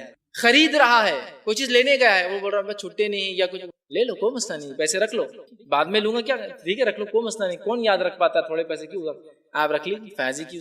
اسی طرح جو جب فیصلہ کرتا ہے تو انصاف کے ساتھ فیصلہ کرتا ہے اور نرمی کرتا ہے فیصلے کے معاملے. اور جب تقاضا اس سے کیا جاتا ہے، کوئی لوگ مانگنے آتے ہیں تو بہت نرمی سے یا تو دے دیتا ہے تو بولتا نہیں، ایسا نہیں کیوں آ رہے، جھڑکتا نہیں. یہ جو 4 صفتیں بس وہ شخص چلا گیا جنت. یہ کام کیا، 4 کام اور جنت میں ہے نا, تو لین دین میں چھوڑ دینا چاہیے, ہمیشہ اکاؤنٹس بالکل ہونا چاہیے صحیح, وہ ایک الگ چیز ہے. لیکن اس کے بعد آپ یہ نہیں کہہ سکتے اپنے بھائی سے چلو میں نے اتنا چھوڑ دیا, پر کوئی بات نہیں کم دو, حساب تو اتنا ہو رہا ہے, چلو کوئی بات نہیں, میں اس سے زیادہ آپ رکھ لو, کوئی مسئلہ نہیں, مجھے کوئی چاہیے نہیں آپ سے, میں ادھار بھی نہیں, یہ چلو زیادہ ہے کوئی مسئلہ. آپ دیکھیے ہم کیسا کرتے ہیں, اس میں فیاضی اختیار کی. اسی طرح وہ عمل جو جنت میں اس میں سے ایک عمل یہ ہے مسائب مصیبتوں پہ صبر کرنا. ابن ماجہ کی روایت ہے, ابو امامہ رضی اللہ عنہ فرماتے ہیں نبی اکرم صلی اللہ علیہ وسلم نے فرمایا اور کہا, اللہ عز و جل فرماتا ہے ابن آدم, حدیث قدسی ہے, ابن آدم اگر تو صدمے کے شروع میں صبر کرے گا, آپ فرماتے ہیں ثواب کی نیت رکھے گا, تو میں تیرے لیے ثواب میں جنت ہی دینا پسند کروں گا. اور صبر کب ہوتا ہے معلوم آپ کو, کسی بھی چیز کی شروعات میں, بعد میں صبر نہیں. بہت سے لوگ بعد میں صبر کرتے. اسی طرح جنت میں لے جانے والے عمل میں سے ایک عمل یہ ہے, بخاری کی روایت ہے, اللہ جس کی بینائی چھین لے, آنکھیں چھین لے, اور وہ شخص اس پہ صبر کرے. اللہ کسی کی آنکھیں چھین لے اور اس پر وہ صبر کرے, مطلب آنکھیں اس کی جا رہی ہے, چھینی جا رہی ہے, وہ صبر کرے, وہ آزمایا جائے, تو بس اس صبر کے بدلے اسے جنت ملے. اسی طرح جنت میں لے جانے والے عمل میں سے ایک عمل یہ ہے, صحیح مسلم کی روایت ہے, جو اللہ پر توکل کرتے ہوئے دم نہیں کریں گا, علاج نہیں کروائیں گے. اللہ پر توکل کرتے ہوئے علاج نہیں کروائیں گے. صحیح مسلم کی روایت ہے کہ وہ علاج نہیں کروائیں گا. اور حدیث کے الفاظ دیکھیے اس طرح سے, آپ صلی اللہ علیہ وسلم فرمایا اور کہا, میری امت کے 70,000 افراد یعنی ایسے لوگ ہیں جو بغیر حساب کتاب کے جنت میں چلے جائیں گے, داخل ہوں گے. صحابہ نے دریافت کیا اللہ کے رسول صلی اللہ علیہ وسلم وہ کون ہوں گے, تو آپ نے فرمایا وہ ایسے لوگ ہوں گے جو دم طلب نہیں کرتے, بدشگونی نہیں لیتے. اسی طرح فرمایا جو ہے داغ نہیں لگاتے, داغ سمجھتے ہیں علاج کے لیے چٹکے دیے جاتے, کہ داغ نہیں لگواتے بلکہ اپنے رب پر توکل. یہ بات ان کے لیے بھی ہو سکتی ہے جو لوگوں کو اللہ ان پر رحم کرے, ان کو شفا دے. جن لوگوں کو ایسی لا علاج بیماریاں ہو جاتی ہیں اور علاج کے لیے خاص طور سے پردے اور حیا کا, اور بہت ساری عورتوں کو میں نے دیکھا انہوں نے کہا کہ ہمیں علاج نہیں کروانا, اس لیے کہ ہم حیا, بیماری اپنی جگہ ہے, ہم علاج ایسا کروائیں گے جو حیا کے تقاضوں کے تحت اگر ہوتا ہے تو شاید یہ بات کہ جو اللہ کے لیے کہ بس اللہ بس تیرے دین کے لیے میں نہیں, یہ حیا میرے کو پسند نہیں, یہ علاج مجھے پسند نہیں, اس لیے کہ تھوڑے دن زندگی شاید اور بڑھ جائے, اور زندگی تو بہرحال اللہ نے جو لکھی وہی ہے. دنیا میں ایسے لوگ کہتے ہیں نہیں ہو سکتا زندہ رہتے فلاں ہوتے, لیکن تو نے جب موت رکھی ہے, بس میں اب حیا کا کمپرومائز نہیں کرنا چاہتی ہوں, یا حیا کا کمپرومائز نہیں کرنا چاہتی. ٹھیک ہے. اسی طرح جو ہے وہ اعمال جس سے انسان کو جنت ملتی ہے, اس میں ایک عمل جو سنن نسائی کی روایت ہے, کبیرہ گناہوں سے. آپ صلی اللہ علیہ وسلم فرمایا, ابو ایوب انصاری رضی اللہ عنہ سے راوی فرماتے ہیں, جو شخص قیامت کے دن اس حال میں آیا کہ وہ اللہ تعالیٰ کی عبادت کرتا تھا, اس کے ساتھ شریک نہیں کرتا تھا, نماز قائم کرتا تھا, زکوٰۃ ادا کرتا تھا, رمضان کے روزے رکھتا تھا, اور کبیرہ گناہوں سے بچتا تھا, وہ شخص جو ہے جنت. فرائض کی بات دیکھیے, کبیرہ گناہ. اسی طرح وہ عمل جو جنت میں لے جائیں گے, اس میں سے ایک عمل ہے بکثرت جنت کا سوال کرنا, اللہ سے سوال کرنا, مانگنا. ابن ماجہ کی حدیث آپ نے فرمایا جو ہے انس بن مالک اس کے راوی وہ کہتے ہیں آپ نے فرمایا جو شخص 3 مرتبہ اللہ سے جنت طلب کرتا ہے تو اللہ رب العزت جو ہے جنت اس سے کہتی ہے اللہ اس کو مجھ میں داخل, کثرت سے اللہ سے جنت سوال کرنا. اسی طرح جو ہے ایک عمل جس سے جو ہے انسان جنت میں جائیں گے, اس میں سے ایک عمل یہ سورۃ ملک کا رات میں تلاوت کرنا. مستدرک حاکم کی روایت ہے آپ سے فرمایا جو شخص سورہ ملک کی تلاوت کرے گا, سورہ ملک آنکھ سے ڈھال اور جنت میں جانے کا, سورۃ الملک تبارک الذی. اسی طرح جنت میں لے جانے والا ایک عمل یہ ہے کہ بیٹیوں کی پرورش کرنا. آپ صلی اللہ علیہ وسلم فرمایا, جامع ترمذی کی روایت ہے, انس جو ہے مالک رضی اللہ عنہ کے راوی وہ کہتے ہیں آپ سے فرمایا جو شخص جو ہے جس کو 2 لڑکیاں ہوں ان کی پرورش کرے, ان کو پالے اور ان کا نکاح کر دے, وہ جنت میں جو ہے داخل ہوں گے. اور آپ نے اپنی دونوں انگلیوں سے بتا کہا اس طرح میرے ساتھ رہیں گے 2 لڑکیوں سے. حدیث میں 3 کے بھی الفاظ ہے, لیکن 3 زیادہ ہونے سے میں نے کم والی رکھ دی آپ کے سامنے, 2 ہو 3 منیمم 2 آزمایا گیا. اور آج لڑکی کی پیدائش کو ہم برا مانتے ہیں, لڑکی کی پیدائش, پرورش, نکاح پر خوشخبری ہے. اسی طرح وہ عمل جو جنت میں لے جائیں گے اس میں ایک عمل ہے ماں کی خدمت کرنا. سنن نسائی کی روایت ہے, معاویہ بن جہمیہ سلمی رضی اللہ عنہ فرماتے اور کہتے ہیں آپ صلی اللہ علیہ وسلم سے کی خدمت میں ایک شخص حاضر ہوا اور آپ سے دریافت کیا, کچھ عمل دریافت کیا کہ میں کیا کروں, اور جو ہے سوال کیا تو آپ نے فرمایا کیا تیری ماں زندہ ہے. اس سے سوال کیا آپ نے, کیا تیری ماں زندہ ہے؟ انہوں نے کہا ہاں میری ماں جو ہے زندہ ہے, والدہ حیات ہے. تو آپ نے فرمایا ان کی خدمت کر کیونکہ ماں کی قدموں تلے جنت ہے. اسی طرح وہ عمل جو جنت میں لے جائیں گے اس میں سے ایک عمل ہے باپ سے حسن سلوک کرنا, اچھا سلوک کرنا. ابن ماجہ کی روایت ہے آپ صلی اللہ علیہ وسلم فرمایا, ابو دردہ رضی اللہ عنہ حدیث کے راوی اور کہتے ہیں آپ صلی اللہ علیہ وسلم فرمایا باپ جنت کے داخلے میں سب سے بہترین دروازہ ہے. مطلب ماں جنت ہے, اس کے قدموں کے نیچے باپ دروازہ ہے جنت کا, بہترین دروازہ ہے. اب تم اس دروازے کو نافرمانی کر کے ضائع کرو یا فرمانبرداری کر کے محفوظ کر لو, کیا کرنا ہے تمہارا. ماں باپ کی فضیلت اس میں آ رہی ہے. اور آج ماں باپ کے ساتھ ہم کیا سلوک کریں, میں سمجھتا ہوں والدین کے حقوق میں کچھ باتیں آپ نے اس میں سماعت کی ہیں. آج بچے ماں باپ کو بہت سمجھ رہے, حالانکہ یہی والدین تھے جنہوں نے ہم کو تمام تر ہماری تکلیف اور ہمارے ستانے کی. والدین کا معاملہ بڑا عجیب ہے, بہت عجیب. اسی لیے اللہ نے کہا کہ ان کے لیے دعا کرنا, رب ارحمہما کما ربیانی صغیرا, اللہ ان پر ایسا رحم کر جیسا انہوں نے ہم پر رحم کیا تھا. بہت سے بچے بولتے کیا رحم کیا والدین نے. ذرا سوچیے تو صحیح تو سمجھ میں آتا کیا رحم کر. پیدا نہیں ہوا تو اس سے پہلے پلاننگ کرتے ہیں کہ یہ کہاں اسکول جائیں گا, یہ کیسے کھائیں گا, اس کے دودھ کا انتظام کیسے ہوگا, اس کے کھانے کا انتظام کیسے. جو والدین بنے ان کو سمجھ میں آتا ہے کہ والدین نے کیا تکلیف اٹھائی, لیکن اگر اس سمجھ تک ان کے والدین اگر ان سے چھین لی جائے تو میں سمجھتا ہوں پھر تو کہیں کے نہیں رہے. سمجھنے تک اگر وہ چلے جائے تو محروم ہو. سمجھ لینا چاہیے اس سے پہلے ہی کہ کیسی تیاری. پیدا بھی نہیں ہو تو پریپریشن چالو ہے. اور یہاں اگر باپ بیمار ہے, ماں بیمار ہے, تو ہم بولتے رہے یار دعوت میں جائیں, بوڑھا بوڑھی بیمار ہے, کیا وہ پیدائش سے پہلے پریشان ہے. اگر میں رات میں اٹھتا ہوں اور ایک چھینک لیتا ہوں تو دونوں کی نیند حرام ہو جاتی ہے کہ بخار تو نہیں, کام تو نہیں آئے گا, فلاں تو نہیں ہوئیں گا, ڈاکٹر کے پاس لے جائے, فلاں کیا جائے. باپ کرا رہا ہے جو بوڑھا ہو چکا ہے, ارے یار یہ بوڑھے والد کا تو معاملہ یہ دن رات کرا رہے. میری ایک چھینک تھی جو انہیں رات رات جگاتی تھی, اور ان کا کرانا ہے جن سن کر میں جو ہے ان کو ایک آفت سمجھ رہا ہوں. کیا مصیبت ہے یار یہ باپ جو خراٹے لیتا ہے اس کی. میری وہ ضد تھی جس ضد کی وجہ سے وہ جو ہے میں اپنا سب کچھ قربان کر کے میرے لیے کرتے تھے. خود سائیکل پہ جاتے تھے, مجھے بائک دلوائی. ہوتا ہے نا باپ خود سائیکل پہ جا, لیکن بچے نے تکلیف میں نے کر لیا الگ بات. اور بچوں کا حال یہ ہے کہ باپ کے تعلق سے کچھ لوگوں کو دیکھا گیا, ارے یار میرے ابا اتنا تنگ کر دل بولتا جنگل میں. اگر میرے ضد کو اگر میری بچوں نے میں دیکھتا تو شاید میرے والدین تو مجھے پہاڑ سے پھینک دینا. اتنا ضد کرتے تھے بچے ہوتے, اتنی ہم ضد کرتے وہ ہمیں برداشت کرتے ہیں. اور ہمارا معاملہ دیکھیے, ہم چھوٹے وہ ہم سے سوال کر رہے ہیں, ہم 100 بار سوال کرتے ہیں. ہم چھوٹے ہوتے ہیں یہ کیا ہے, یہ کیا ہے, اور ہر بار بولتے بیٹا یہ بیٹا یہ بیٹا یہ. وہ بھی کبھی بوڑھے ہو جاتے اور پوچھتے یہ کیا ہے, ارے یار یہ حضرت کا کیا ہے, ہمیشہ پوچھتے کیا ہے. کتنا ہم پریشان ہو جاتے ہیں, جبکہ ہم نے بچوں نے ہزار بار ان سے ایک ہی سوال کیا یہ کیا ہے, اور وہ بار بار یہ کہتے ہیں بیٹا یہ ہے, اور بیٹا یہ ہے, اتنا ہی کہا. بہرحال بڑی اہم چیز وہ عمل جو جنت میں لے جائیں گے, اس میں سے ایک عمل ہے نابالغ بچوں کی وفات پر صبر کرنا انسان, اور 3 بچوں کی وفات پر. آپ نے فرمایا, صحیح بخاری کی روایت ہے, انس بن مالک رضی اللہ عنہ اس کے راوی کہتے ہیں کہ رسول اللہ صلی اللہ علیہ وسلم جس مسلمان کی بھی 3 نابالغ بچے مر جائے اور وہ ان پر صبر کرے تو اللہ رب العزت اپنے فضل و رحمت سے انہیں جنت میں داخل کریں گا. اور ایک روایت میں الفاظ ہے وہ بچے کھڑے ہوں گے اور جنت کے 8 دروازے میں سے جہاں چاہے اپنے والدین کو. انسان کو صبر کرنا چاہیے. اور کثرت استغفار, جنت میں لے جانے والے اعمال میں جو عمل ہے جو میرا آخری ہے بہرحال وہ یہ ہے کثرت استغفار کی کثرت. ابن ماجہ کی روایت ہے, آپ نے فرمایا کہا اس شخص کے لیے جنت کی خوشخبری ہے جس کے نام اعمال میں کثرت سے استغفار پائے. استغفار سمجھتے, استغفار اتنا ہی جملہ. نبی اکرم صلی اللہ علیہ وسلم ہر نماز کے بعد ایک مرتبہ اللہ استغفر کہتے ہیں, اور ایک روایت میں آپ دن میں 70 اور ایک میں روایت ہے 100 مرتبہ توبہ. اور حالانکہ نبی اکرم صلی اللہ علیہ وسلم کوئی گناہ نہیں تھا, یہ امت کو تعلیم دینا تھی کہ میں جب نبی ہو کے کرتا ہوں تو تم تو اٹھتے بیٹھتے. استغفار کو ایک معمول بنا کی کثرت, اتنا ہی ہے استغفر, کتنا آسان استغفر اللہ من کل و اتوب الیہ, بس لیکن اتنا بھی چلتا ہے. بس ایک معمول بنا لے ہر چیز کو استغفار کم از کم کچھ نہیں تو آپ 100 مرتبہ کرتے ہیں. علماء لکھتے ہیں اس سے 100 مرتبہ آپ کے تعلق حدیث آتا ہے, ہر انسان اگر بانٹ لے ہر نماز کے 5-20 بار تو 100 ہو جاتے ہیں. یاد نہیں بھی رہا تو کم از کم ایک وقت کم از کم یاد کر لے کہ بھائی کم از کم یہ وقت تو بول دینا. تو بہرحال استغفار کی کثرت کرے تاکہ جو ہے جنت میں آسان ہو. یہ چند اعمال تھے 40 سے لے کر 45 جو میں نے آپ کے سامنے رکھا, جو جنت میں جانے کے حصول ثواب کی وجہ بنیں گی, جنت میں پہنچا. ان اعمال کے علاوہ بہت سارے اور بھی اعمال ہیں مجھے جو مناسب لگے سماج اور ماحول کے اعتبار سے, کہ وہ اعمال ہی آپ کے سامنے, اور بھی بہت سارے ہمیں چاہیے علم حاصل کریں اور ان اعمال کو کرنے کی کوشش کریں. بہرحال شریعت نے جس چیز کا حکم دیا کرتے رہیے, کہیں نہ کہیں جنت کی بشارت ان پہ آ ہی رہی ہے, اور جس چیز سے بچنے کو ہم دے بچیے, اس لیے کہیں نہ کہیں اس پہ جہنم کی وعید آتی ہے. ٹھیک ہے, تو لہٰذا ہم خوب سے خوب عمل کریں. اور اللہ جن عمل سے سب سے زیادہ خوش ہوتا ہے, چونکہ اس میں اکثر نفلی عمل گئے, وہ ہے فرائض. فرائض کے بعد یہ سب قبول ہوں گے, استغفار, توبہ, والدین سے حسن سلوک, فلاں. عقیدہ توحید صحیح ہو, فرائض کا اہتمام کرتا ہو تو پھر یہ نوافل قبول ہوں گے, ورنہ آپ باقی سب کر لیجیے قبول ہوتا. ٹھیک ہے, تو لہٰذا توحید کے ساتھ فرائض کے اہتمام کے ساتھ پھر ان نفل نماز اور یہ تمام کرے تو انشاءاللہ عزیز ہمارا رب جو ہے ان عمل کو ہمارے لیے وسیلہ بنانا, گناہوں کی معافی کا اور جنت داخلے کا.